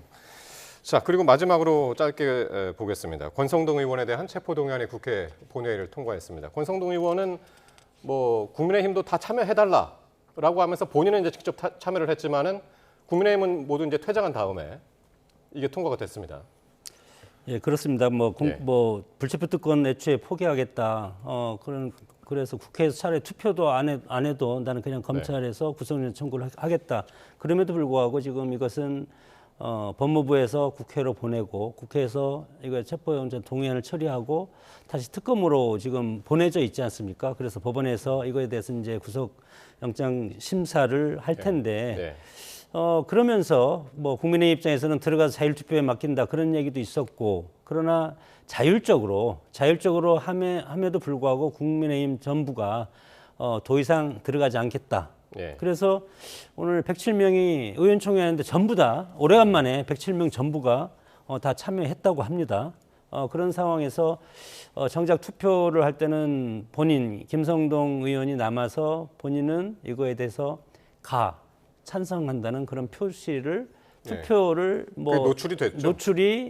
뭐 임의적으로 했는지 아니면 고의적으로 했는지 모르지만 그렇게 노출이 된 것은 그런데 오늘 보면은 제적 177명입니다. 거기에 찬성 173, 반대가 한 표였거든요. 만약에 이 반대 한 표인데 권성동 의원 저런 모습이 없었으면 본인이 반대했구나 그런 오해를 받을 만한도 했다 그렇게 봅니다. 그렇군요. 이제 이렇게 되면서 이제 법원 영장실질심사에 참석을 하게 됐는데 아직 일정은 잡히지 않았습니다만은 어떻게 예상을 하시는지? 저는 뭐 법원에서 곧 일정을 잡을 거라고 보고요. 법원에서 일정을 잡으면 저는 영장실질심사에서 구속영장이 발부될 가능성이 상당히 높다라고 보여집니다. 오늘 정성호 법무부 장관이 어떤 구속 필요의 사유에 대해서 설명을 할 때 권성동 의원이 통일교 간부로부터 금품을 수수하는 그런 그 과정들 속에서의 객관적인 증거들이 상당히 취합이 됐고 그것으로 범죄의 소명 가능성이 상당히 높다. 그리고 이 권성동 의원이 본인의 폰이 아닌 다른 사람의 폰으로 그 간부하고 통화를 시도했다든지 증거를 인멸하려고 했던 또는 말을 맞추려고 했던 여러 가지 그런 상황들이 있기 때문에 아마 이 범죄의 중대성 또는 도주의 우려 또는 증거 인멸의 우려라든지 이런 부분들을 법원에서 판단을 해서 구속영장을 발부해 줄 것이다라고 보는데 제가 한 말씀만 덧붙이고 싶으면요. 이번에 오늘 국민의힘이 권성동 의원을 제외하고는 모두가 표결에 불참했습니다. 그런데 이것은 매우 당당하지 못한 모습이다. 그동안 국민의힘이 이 국회의원이 가지고 있는 불체포 특권을 포기하겠다는 말씀을 그렇게 많이 하셨다면 오늘 같은 때에 표결에 참여하셨어야 된다. 그렇지 않고 모두가 표결에 참여하지 않고 나가는 방식은 너무나 비겁한 모습이었다. 이런 말씀을 꼭 좀 드리고 싶습니다. 한 말씀만 드리면 안 될까요? 예, 짧게요. 그 범죄 소명, 도주 우려, 증거인멸 우려 현역 의원이지 않습니까? 그리고 당 중진이고 뭐 당에서 여러 가지 역할도 하고 딱 세 가지입니다. 1억을 불법 자금을 수수했다는 혐의인데 이것은 문자가 있었습니다. 후보님을 위해서 요긴하게 써달라는 문자, 또 뭐 큰 사진, 뭐 돈 현금 다발 사진, 그리고 수차례 통화 그런 것이 있는데 정작 받았다는 증거는 없지 않습니까? 그렇기 때문에 이거에 대해서 과연 이것이 증거는 다 나와 있습니다. 그래서 증거인멸 우려라든가 도주 우려 그리고 범죄 소명 이런 거에 대해서는 좀 애매한 부분이 있고 이재명 대통령이 당대표할 때도 마찬가지로 예. 당대표이기 때문에 이거에 대해서 도주 우려가 없고 그런 상황에서 구속영장을 기각한 적이 있습니다. 그렇기 때문에 저는 이것을 100% 법원에서 구속영장을 받아들일지는 그것은 예, 우리는 앞으로 봐야 그렇습니다. 된다고 봅니다. 그래서 권성동 의원도 오늘 그거는 공여자의 주장일 뿐이다 라면서 본인의 이제 결백을 이제 주장을 했는데 다음 주쯤 있겠죠, 영장 심사가. 네, 그럴 것 같습니다. 예, 그 과정들 지켜보도록 하겠습니다. 지금까지 김진욱 전 더불어민주당 대변인, 장성호 전 건국대 행정대학원장과 함께했습니다. 고맙습니다.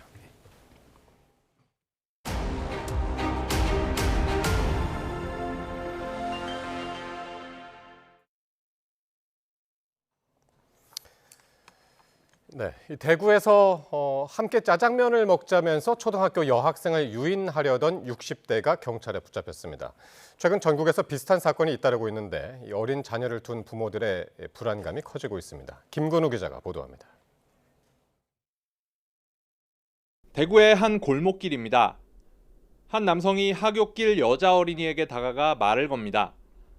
어린이가 거부감을 보이자 팔을 잡아 끄는 듯한 모습도 보입니다. 낮 1시쯤 이 남성이 초등학교 여학생을 유인하려 했다는 신고가 경찰에 접수됐습니다. 함께 짜장면을 먹으러 가자며 유인하다가 말을 듣지 않자 몸을 잡아당겼다는 겁니다. 경찰이 저 알고 차고 요 어디까지 다 막고 많이 나가고서 했어요. 그래가지고 찍었는 거 보여주는 게 아저씨 얼굴이 우리 전혀 모르는 사람이에요. 어린이는 친구들이 도와 자리를 피했고 남성은 집으로 달아났습니다. 사건 현장 바로 옆은 어린이 보호구역이었고 맞은편에는 치안센터도 있었지만 근무자가 없어 바로 대응하지 못한 거로 확인됐습니다. 신고를 받고 출동한 경찰은 범행 6시간 반 만에 남성을 붙잡았습니다. 최근 서울과 제주 등지에서 아동유괴 미수 사건이 잇따르는 가운데 학부모들의 불안감은 큽니다. 학교 끝나고 나오면은 상대 낯선 사람과 눈도 마주치지 마라. 눈 마주치지 마라. 그렇게 얘기하죠. 불안하죠. 왜냐하면 예전에 이런 유괴 사건이 굉장히 많았었잖아요. 교육당국도 가정통신문 등을 통해 등하교 안전지도를 요청하는 등 대책 마련에 나섰습니다. 얼마 전에 또 어쨌든 뉴스 나왔죠. 지금 모두 그 부형님들도 좀 신경을 쓰고 학교에서도 오늘 단속을 강하게 해요. 일반 차량들 일체 못 들어가게 단속하는 건 제가 아까 얘기했어요. 경찰은 자세한 범행 경위를 조사하면서 피해 어린이가 2차 피해를 보지 않도록 보호 조치도 진행할 계획입니다. YTN 김근우입니다. 이런 가운데 서울 미아동에서도 초등학교 여자아이를 대상으로 추행을 시도한 60대 남성이 경찰에 붙잡혔습니다. 경찰은 그동안 서울 지역에서만 시행하던 등하굣길 집중 순찰을 전국 6,100여 곳 초등학교로 확대하는 등 경찰력을 총동원해 예방 활동을 강화하기로 했습니다. 보도에 배민혁 기자입니다. 서울의 한 초등학교 앞으로 순찰차가 움직이고 주변엔 경찰관이 배치됐습니다. 서울 미아동의 한 초등학교 주변에서 9살 초등학교 여자아이를 추행하려 한 혐의로 60대 남성 A씨가 입건됐습니다. 이 남성은 학교 주변 학원을 마치고 집에 가려던 여자아이를 보고 한번 안아보자며 껴안으려고 시도한 것으로 조사됐습니다. 학부모들은 불안을 감추지 못합니다. 저도 딸 키우는 부모로서 좀 많이 불안하죠. 그 시간에 애들을 요즘은 잘 안 데려다 주거든요. 애들 스스로 가게끔 하는데 불안한 마음을 오늘도 나와본 거예요. 굉장히 불안하죠. 학부모로서 이제 애들은 커갈수록 조금 혼자서 다녀야 되는 부분도 있는데. 서대문 유괴미수부터 8살 학생을 끌고 가려 한 광명 사건 등 초등생 대상 범죄가 잇따르자 결국 경찰이 경찰력을 총동원하겠다고 나섰습니다. 전국 초등학교 6,183곳의 등하굣길에 집중 순찰을 벌이고 오래 주차한 차량이나 수상한 사람 등에 대한 검문 검색도 이뤄집니다.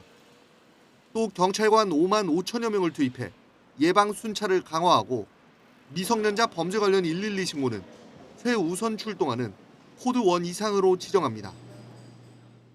경찰은 경찰력을 총동원하여 어린이 안전 확보에 최선을 다하겠습니다. 한 해 300건 넘게 발생하는 유괴 관련 사건의 70% 이상은 미성년자 대상 범죄입니다. 경찰의 이번 대책이 반복되는 초등생 대상 범죄를 줄이고 학부모들의 불안을 잠재우는데 얼마나 도움이 될 수 있을지 주목됩니다. YTN 배민혁입니다. 갯벌에 고립된 70대 중국인 남성을 구조하러 출동했던 경찰관이 파도에 쓸려 실종된 지 6시간 만에 숨진 채 발견됐습니다. 올해로 34살인 이재석 해경 경사인데요. 이 경사는 자신이 입고 있던 구명조끼를 벗어 건네주고 함께 갯벌을 빠져나오다가 사고를 당했습니다. 양동훈 기자입니다. 바닷물이 허리춤까지 출렁이는 갯벌 위에 해경구조대원과 남성이 함께 서 있습니다. 해경대원은 주저없이 자신이 입고 있던 구명조끼를 벗어 남성에게 건넵니다. 거친 물살에 몸이 흔들리면서도 구조에 성공했다는 듯 비행 중인 드론을 향해 양손으로 원을 만들어 보입니다. 이른 새벽 인천 옹진군 꽃섬 근처 갯벌에서 다리를 다친 70대 중국인 남성 A씨를 구조하러 출동한 이재석 경사의 모습입니다. 하지만 둘은 함께 갯벌을 빠져나오다 차오른 밀물에 휩쓸려 실종됐고 수색 50여 분 만에 A씨가 먼저 물에 떠있는 채로 무사하게 발견됐습니다. 이 경사가 벗어준 구명조끼를 입고 있었습니다.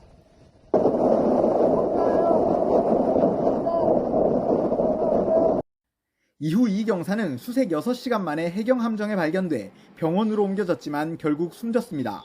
헬기가 계속 우리 집이 여기니까 계속 하늘에서 뭔 일이 났나 보다 그랬지. 갑작스러운 비보에 가족과 친지, 경찰 동료들은 슬픔을 감추지 못했습니다.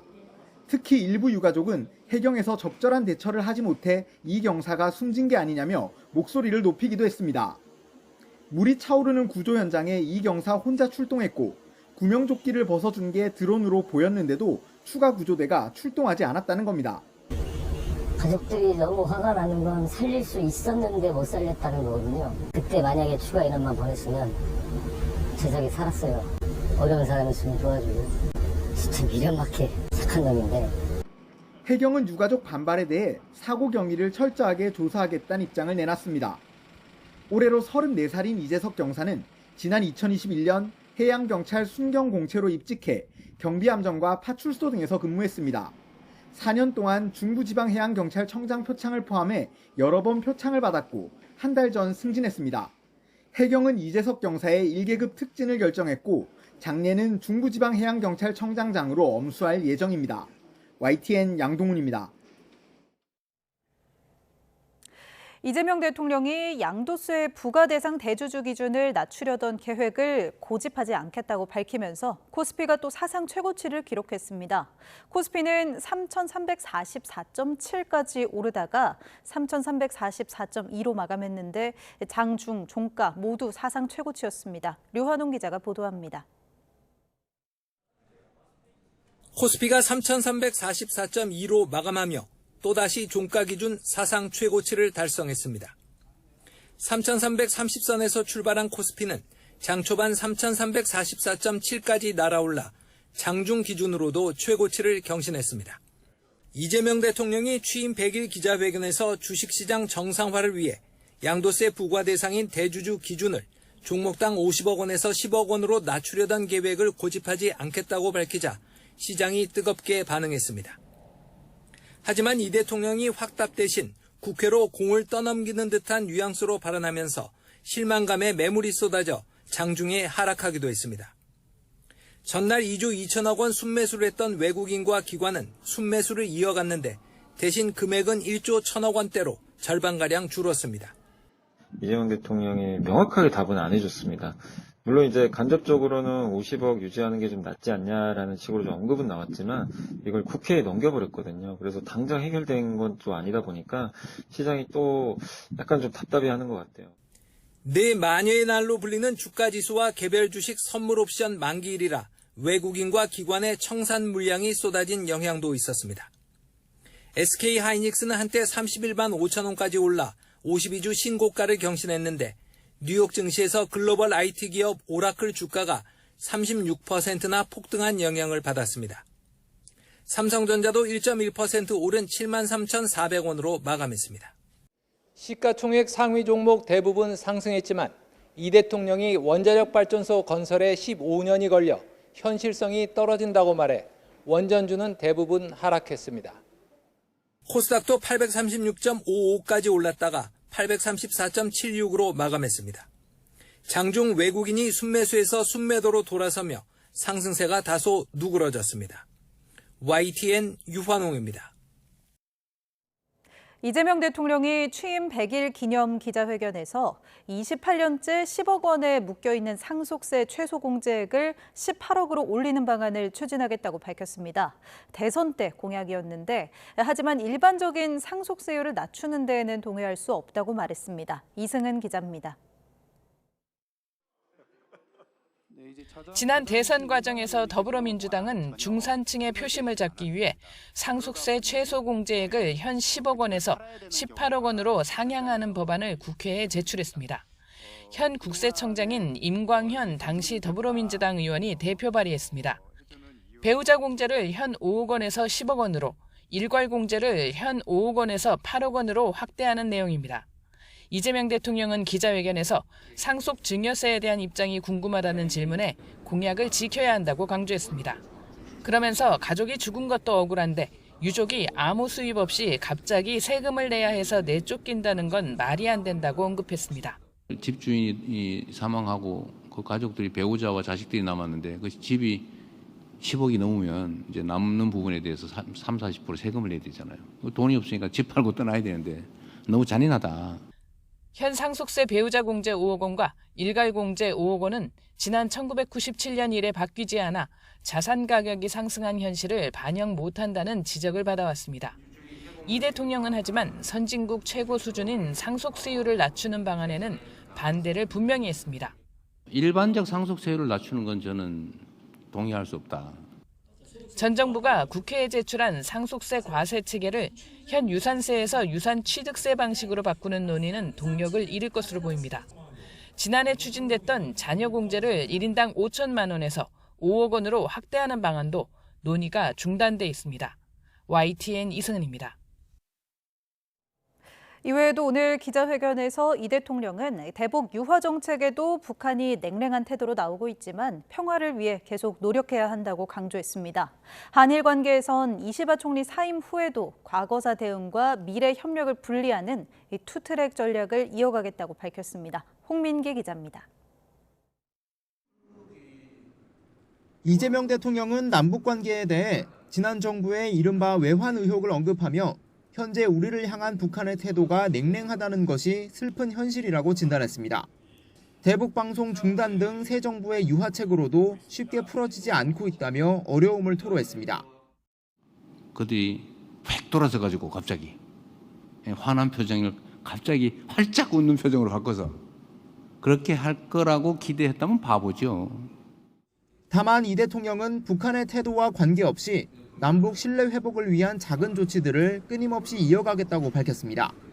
한반도 평화와 안정은 군사적 긴장 완화뿐 아니라 경제적 측면에서도 이익이 된다고 설명했습니다. 그들을 위해서가 아니라 이재명이 종북이라서가 아니라 대한민국의 안보를 위해서, 경제를 위해서, 민생을 위해서 필요한 거죠. 일본 이시바 총리의 사의로 한일 관계가 후퇴하는 게 아니냐는 일본 언론의 질문에는 상대방의 대표 선수가 중요한 건 아니라며 미래지향적 협력과 과거사 문제를 동시에 바라보겠다고 답했습니다. 투트랙 전략에 따라서 협력할 건 협력하고 따질 건 따지고 규명할 건 규명하고 그렇게 해나가려고 합니다. 앞으로 한일 관계는 일본 내 신임 총리 후보군을 볼 때 더 힘들어질 것 같다면서도 세계 경제 질서를 고려하면 한일 간 새로운 경제 협력의 틀이 필요하다고 거듭 강조했습니다. 이 대통령은 협력 가능한 부분은 서로 마음을 터놓고 대화해야 한다며 일본의 새 내각이 들어선 뒤에도 셔틀 외교를 이어가겠다는 방침을 내비쳤습니다. YTN 홍민기입니다. 또 오늘 기자회견에서 이 대통령은 여권이 추진하는 언론중재법 개정에 사실상의 반대 입장도 밝혔습니다. 유튜브에서도 가짜뉴스가 있는데 언론만 대상이 돼서는 안 된다며 언론중재법 개정으로 이를 다루는 건 부적절하다는 취지였는데 이 대통령의 발언 직접 들어보겠습니다. 언론만을 타겟으로 하지 마라. 안 그랬으면 좋겠다. 언론 탄압이라고 주장할 근거를 만들지 않냐. 그냥 누구든 돈을 벌거나 누군가를 해코지를 하거나 이럴 목적으로 악의를 가지고 일부러 가짜 정보를 만들어내거나 아니면 조작하거나 이러면 그거 배상해야 되는 거 아니냐. 언론중재법을 건들지 말고 배상은 중과실은 대상으로 하지 말고 명백한 사안으로 제한하고 언론을 타겟으로 하지 말고 일반적 배상을 하게 하자라는 게 제 생각입니다. 내란 특검이 수사기간을 30일 연장해 다음 달 15일까지 수사할 수 있게 됐습니다. 특검은 진행 중인 수사가 상당해 기간 연장이 필요하다고 봤다고 설명했습니다. 신기혜 기자가 보도합니다. 조은석 특별검사팀이 수사기간 30일 연장을 결정했습니다. 특검법에 정해진 기본 수사기한은 오는 15일까지였는데 다음 달 15일까지 수사할 수 있게 된 겁니다. 특검은 브리핑에서 진행 중인 수사가 상당해 기간 연장이 필요하다고 봤다고 설명했습니다. 현재 내란 특검이 들여다보고 있는 의혹들은 모두 수사가 한창 진행 중인 단계입니다. 외환 의혹의 경우 관련자 소환이 이어지고 있고 국정원의 계엄 동조 의혹은 국회를 통해 새로운 자료가 확인되며 조태용 전 원장 소환이 다소 미뤄졌습니다. 박성재 전 법무부 장관, 추경호 국민의힘 전 원내대표, 조지현 의원 등 주요 인물들에 대한 압수물 분석도 한창 진행 중입니다. 국민의힘 지도부의 표결 방해 의혹과 관련해서는 한동훈 전 대표와 현역 국회의원들에 대한 공판 전 증인 신문까지 청구되면서 시간적 여유가 더 필요해진 상황입니다. 여기에 더해 윤석열 전 대통령이 비상계엄을 처음 언급한 게 2022년 12월이었다는 주장까지 나오면서 계엄 모의와 관련해 들여다봐야 할 내용도 추가됐습니다.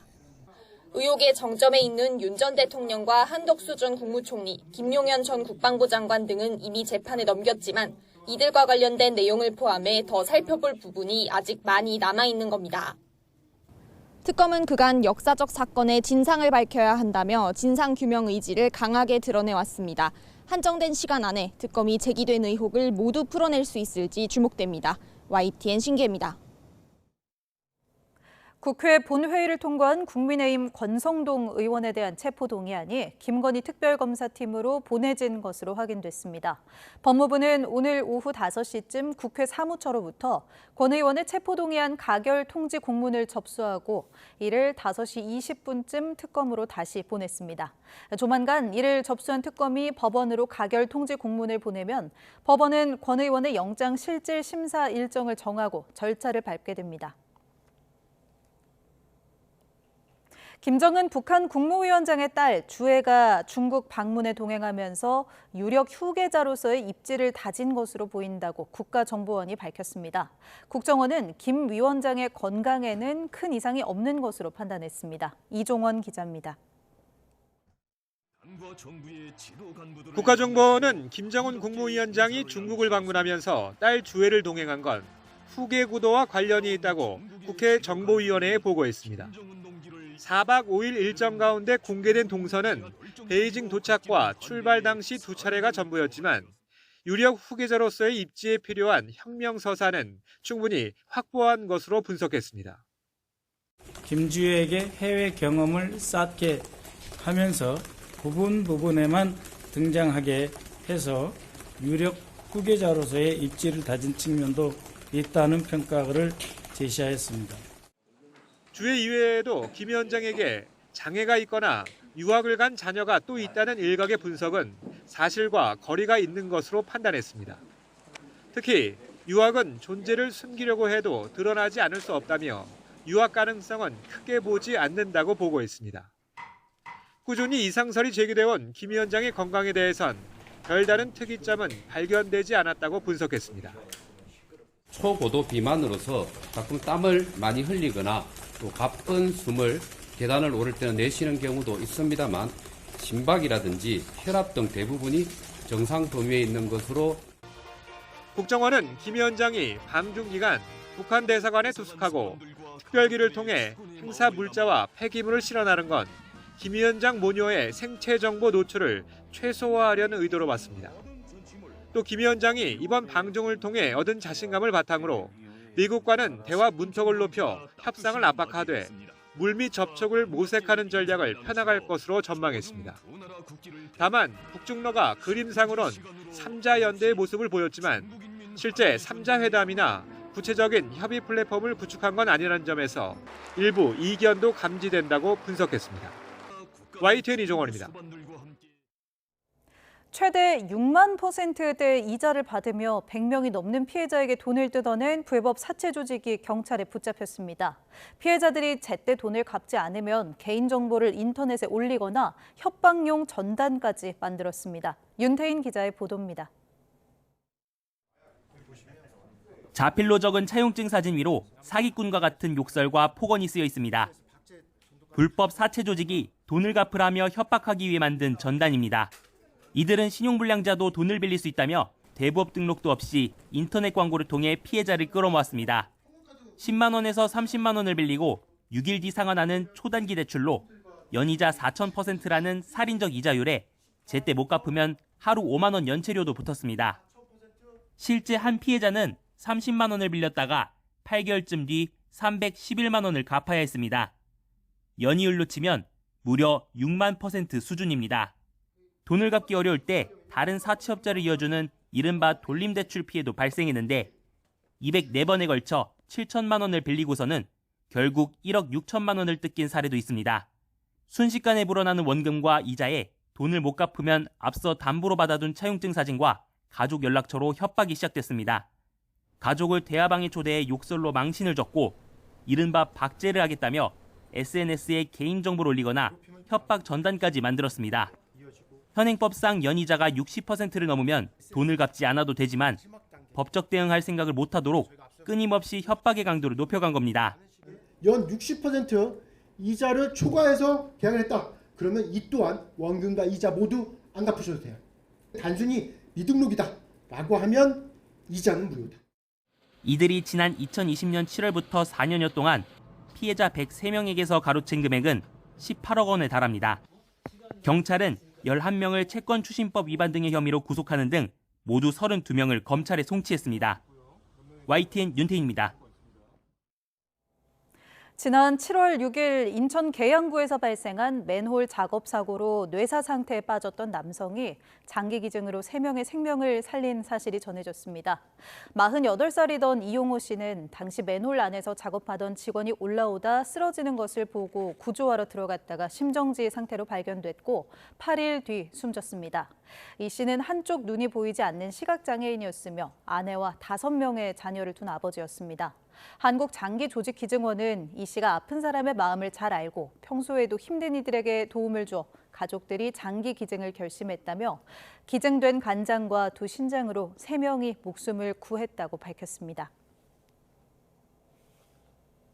아침 시간대 경기 평택에서 고속도로를 달리던 차량 넉 대가 잇따라 부딪혔습니다. 사고 충격으로 화물차에 실린 제품이 폭발하며 불이 나 결국 2명이 숨졌습니다. 사건 사고 소식 김희영 기자입니다. 고속도로 한가운데 화물차 2대가 새빨간 불길에 휩싸였습니다. 펑펑 잇따라 폭발이 일어나고 차 주변으로 거센 불덩이가 잇따라 치솟습니다. 평택 제천고속도로에서 인천 방향으로 달리던 차량 4대가 평택 분기점 근처에서 추돌하며 사고가 난 겁니다. 마지막에 부딪혀 불이 난 5톤과 1톤 화물차 운전자 2명은 숨진 채 발견됐습니다. 또 다른 화물차 운전자와 고속버스 승객들은 몸을 피했는데 경찰은 1톤 화물차에 실려있던 스프레이 제품이 알 수 없는 이유로 터지면서 불이 났다고 보고 구체적인 경위를 파악하고 있습니다. 경기 연천군 전곡리에서는 80대 운전자가 차를 몰다가 등교하던 초등학생 4명을 들이받아 1명이 중상을 입었습니다. 모두 생명에는 지장이 없는 상태로 경찰은 운전자가 좁은 골목길에서 무리하게 직진하다가 사고를 낸 것으로 보고 조사하고 있습니다. 경북 상주시에서는 상주 영천 고속도로를 달리던 대형 화물차 3대와 승용차 2대가 잇따라 부딪혀 6명이 다쳤습니다. 한때 사고 수습을 위해 영천 방향 도로가 전면 통제되면서 심한 정체를 빚었습니다. 경기 성남시 고산터널 안에서는 SUV 차량이 서 있던 도로교통공사 화물차를 들이받았습니다. 이 사고로 SUV를 몰던 30대 남성이 다쳐 병원에 옮겨졌는데 경찰은 도로공사 차량이 다른 사고 수습을 위해 서 있던 것으로 보고 경위를 파악하고 있습니다. YTN 김희영입니다. 서울 서부지방검찰청은 미성년자 시절 무면허로 자동차를 운전한 혐의로 트로트 가수 정동원 씨를 수사하고 있다고 밝혔습니다.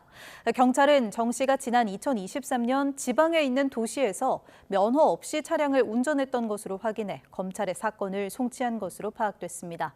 정동원 씨 측은 잘못을 크게 후회하며 반성하고 있다고 밝혔습니다.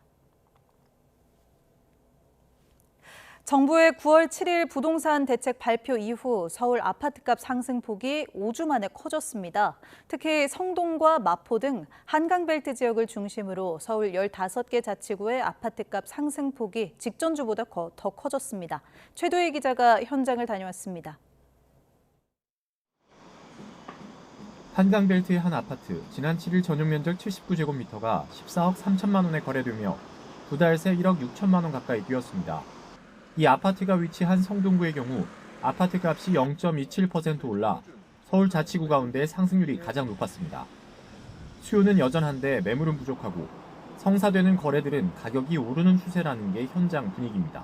가격이 점점 더 올라갈 것 같으니까 초조한 마음도 있고 투자하시는 분들도 있고 겹쳐서 계속 상한가 갱신하면서 거래되고 있는 추세입니다. 정부의 9.7 부동산 대책 발표 이후에도 서울 아파트 값은 32주 연속 상승했습니다. 지난주보다 0.09% 오르며 아파트 값 상승폭도 커졌습니다. 특히 8월 첫째 주 이후 둔화세를 보이던 서울 아파트 값 상승폭이 커진 건 5주 만입니다. 성동, 광진, 마포 등 한강벨트 3개 구가 상승세를 주도했고 규제 지역인 강남, 서초, 용산구 등도 오름세를 이어가는 등 15개 자치구의 상승폭이 커졌습니다. 한국부동산원은 선호단지 중심으로 매매 가격이 상승하며 서울 전체가 상승하고 있다고 평가했습니다.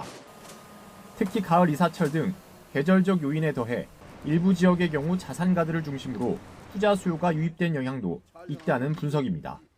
가을 이사철의 영향도 이제 반영이 됐다라고 볼 수 있을 것 같고요. 특히 성동구 같은 경우에는 이제 개발 호재에 대한 부분들이 상당히 크기 때문에 이제 고소득층, 즉 자산가들과 함께 어떤 이제 개발 기대감에 따른 투자 수요가 좀 많이 유입이 됐다라고 좀.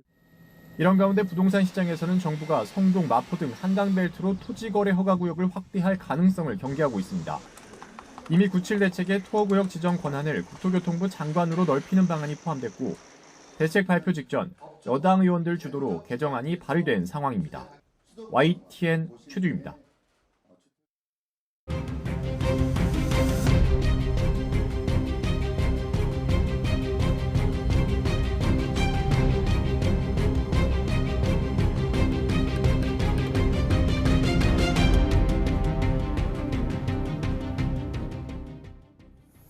네, 미국 조지아주 이민당국 구금시설에서 출발한 우리 국민 300여 명이 애틀란타 국제공항에 도착을 했습니다.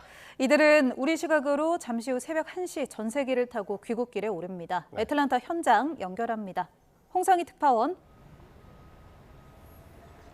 네, 애틀란타 공항입니다. 예, 홍 특파원이 오늘 하루 종일 우리 국민들 동선을 체크하고 있는데 지금 애틀란타 공항에 도착을 했다고요?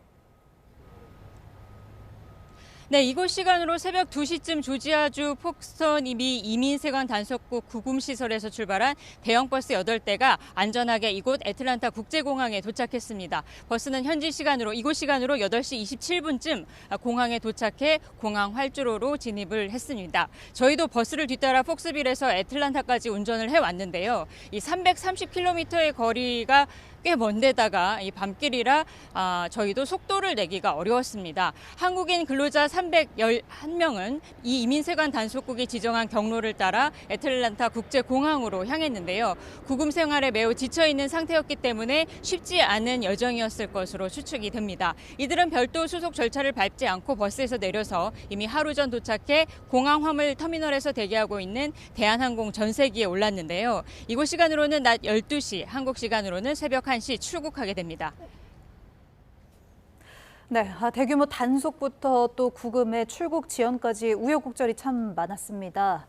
그러면 한국 도착은 언제쯤 하게 되는 건가요? 네, 전세기가 예정대로 이륙할 경우 한국 시간으로 내일 오후 4시쯤이면 도착할 것으로 보입니다. 제 뒤로는 대한항공 항공기가 보이지만 전세기는 아니고요. 전세기는 더 뒤쪽에 위치해 있습니다. 비행 시간은 15시간 정도로 예상이 되는데요. 이 전세기에 탑승한 한국인 근로자는 모두 316명입니다. 체포된 우리 국민은 모두 317명이었지만 한 명은 가족이 미국에 있는 영주권자로 이곳에 남기로 결정을 했습니다. 미 이민당국은 지난 4일 조지아주에 있는 현대차그룹과 LG에너지 솔루션 배터리 공장 건설 현장에서 475명을 체포했죠. LG에너지 솔루션 소속 46명, 또 협력사 소속 250여 명이 조지아주 폭스빌에 구금이 됐습니다. 일주일 만에 석방된 우리 근로자들은 인천공항에 도착하는 대로 가족과 만나 다시 평온한 일상으로 돌아갈 수 있을 것으로 보입니다. 애틀랜타 국제공항에서 YTN 홍상입니다. 네, 안전하게 귀환하기를 바랍니다. 자, LG 에너지 솔루션은 이번 구금 사태로 어려움을 겪은 모든 분들의 고통에 깊이 공감하고 있다며 심려를 끼쳐 송구하다고 사과했습니다. 또 귀국 전세기의 비용을 부담하고 자산은 물론 협력사 직원들과 그 가족들의 귀갓길까지 차량을 지원하기로 했습니다. 박기원 기자가 보도합니다. 구금됐던 330여 명의 귀국을 앞두고 LG 에너지 솔루션은 구성원과 협력사, 그 가족들에게 사과의 뜻을 밝혔습니다. 이번 일로 심려를 끼쳐드려 송구하다면서 모든 이들이 한국에 도착할 때까지 후속 절차에 만전을 기하고 이후 안정을 찾아 건강을 회복할 수 있도록 필요한 모든 지원을 아끼지 않겠다고 약속했습니다. LG 에너지 솔루션은 먼저 10억 원 안팎의 귀국 전세기 비용을 현대 엔지니어링과 함께 전액 부담합니다. 이어 귀국 과정에서의 지원 방안도 내놨습니다. 전세기 1등석 2자리와 48개의 비즈니스석은 건강 상태가 나쁘거나 의료적 처치가 필요한 사람에게 우선 배정됐고, 다른 1등석 4자리는 의료진 판단에 따라 집중 관리가 이루어질 집중 치료석으로 마련됐습니다. 건강이 양호해 일반석에 탔더라도 비즈니스 클래스용 제품과 서비스가 제공됩니다. 여기에 더해 LG 에너지 솔루션과 협력사 직원들의 가족이 집에서 공항으로 마중 나오는 길부터 다시 집으로 돌아갈 때까지 개별 운전기사와 함께 차량 이동을 지원합니다. 이후에도 담당자를 한 명씩 배정해 필요한 지원이 없는지 꼼꼼히 살펴본다는 방침입니다. 중국과 일본, 인도네시아 국적 직원들에게는 숙소와 함께 자국으로 돌아갈 항공권을 전액 지원할 예정입니다. LG 에너지 솔루션은 이와 별개로 해외 사업장에서 발생할 수 있는 문제 예방과 대응을 위한 관리 체계를 강화하고 사업적 영향도 최소화하겠다고 덧붙였습니다. YTN 박견입니다. 이재명 대통령은 미국 이민당국의 한국인 노동자 구금 사태로 대미 투자에 상당한 영향이 있을 수 있다고 지적했습니다. 이런 가운데 미국 측도 비자 제도가 투자를 뒷받침하지 못했다며 적극적인 제도 개선을 약속했습니다. 홍선기 기자가 보도합니다. 이재명 대통령은 취임 100일 기자회견에서 미 이민당국의 한국인 구금 사태에 대해 당황스럽다는 심경을 밝혔습니다.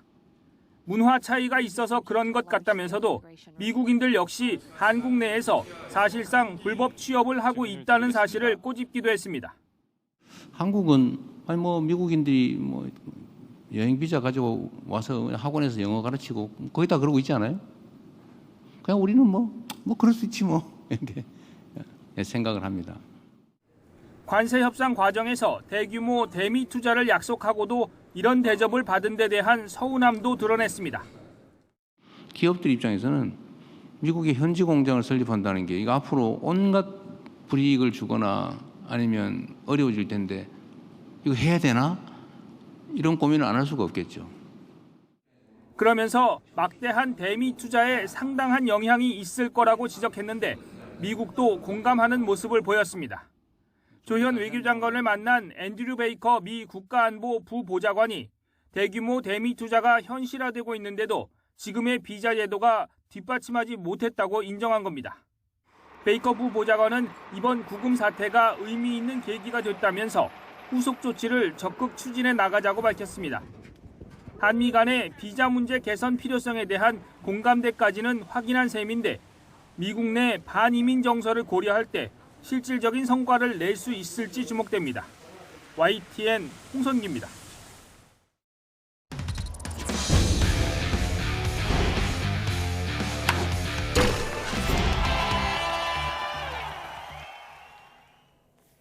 프로야구 롯데가 시즌 2번째 3중살 수비에 고승민의 2타점 활약을 앞세워 기아를 물리치고 5연패에서 탈출했습니다. 이경재 기자입니다. 전날 실책 5개로 무너졌던 롯데가 수비에서 분위기를 확 바꿨습니다. 일요말 노아웃 1, 2루에서 김선빈의 3루 땅볼때 주자 2명과 타자까지 잡아냈습니다. 시즌 2번째 3중살 플레이입니다. 1회 초에 먼저 한 점을 뽑은 롯데는 3회 윤동희와 손호영이 연속 적시타로 3대0으로 달아났습니다. 기아도 4회 최용우가 130m를 날아간 대형 홈런 한 방으로 3대3 동점을 만들었습니다. 승리의 주인공은 롯데 고승민.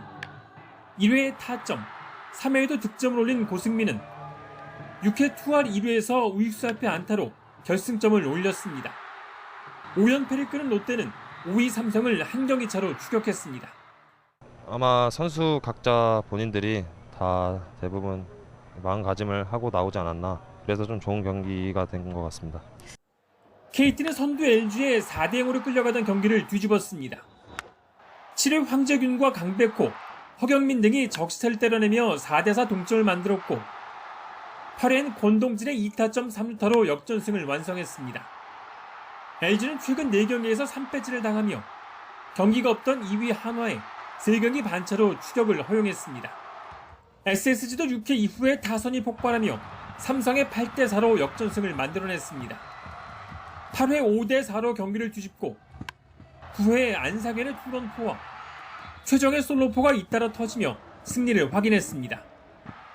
최정은 리그 최초 10년 연속 20홈런, 8회 1이닝을 막아낸 노경우는 역시 리그 최초 3년 연속 30홀드의 대기록을 작성했습니다. 키움은 선발 메르세데스부터 5명의 투수가 단 3안타 1실점으로 맞고 갈 길 바쁜 NC에 4대1로 승리했습니다. YTN 이경재입니다. 김재덕이 광주 세계 양궁 선수권 대회 남자 리커브 개인전에서 동메달을 따냈습니다. 김재덕은 광주 5.18 민주광장 특설 경기장에서 계속된 대회 준결승에서 스페인의 테미뇨에게 6대4로 패한 뒤 3위 결정전에서 이탈리아의 보르사니를 7대3으로 물리치고 시상대에 올랐습니다.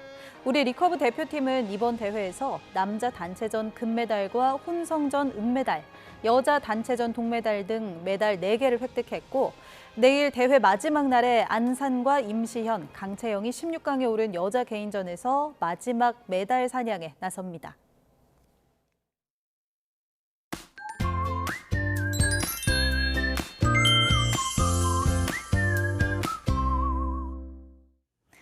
오늘도 서울 등 서쪽 지방에는 늦더위가 이어졌습니다. 내일은 전국에 차츰 비가 내리겠고 내일 오후부터 주말 사이 곳곳에 돌풍과 벼락을 동반한 가을 호우가 쏟아지겠는데요.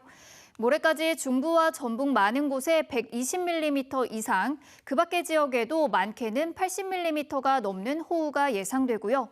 그동안 가뭄으로 비가 절실했던 강릉 지역에도 주말 새벽부터 최고 60mm의 단비가 내리겠습니다. 내일 아침도 비교적 선선하겠습니다. 서울이 21도, 대구는 20도로 출발하겠고요. 비가 내리며 낮더위는 주춤하겠습니다. 내일 서울 낮 기온은 28도, 대전과 대구는 27도를 보이겠습니다. 비가 그친 뒤에는 다시 30도 안팎의 늦더위가 찾아오겠고요. 그만큼 일교차가 크게 벌어질 전망입니다. 지금까지 날씨 정보였습니다. 목요일 뉴스나이트 마치겠습니다. 시청해주신 여러분 고맙습니다.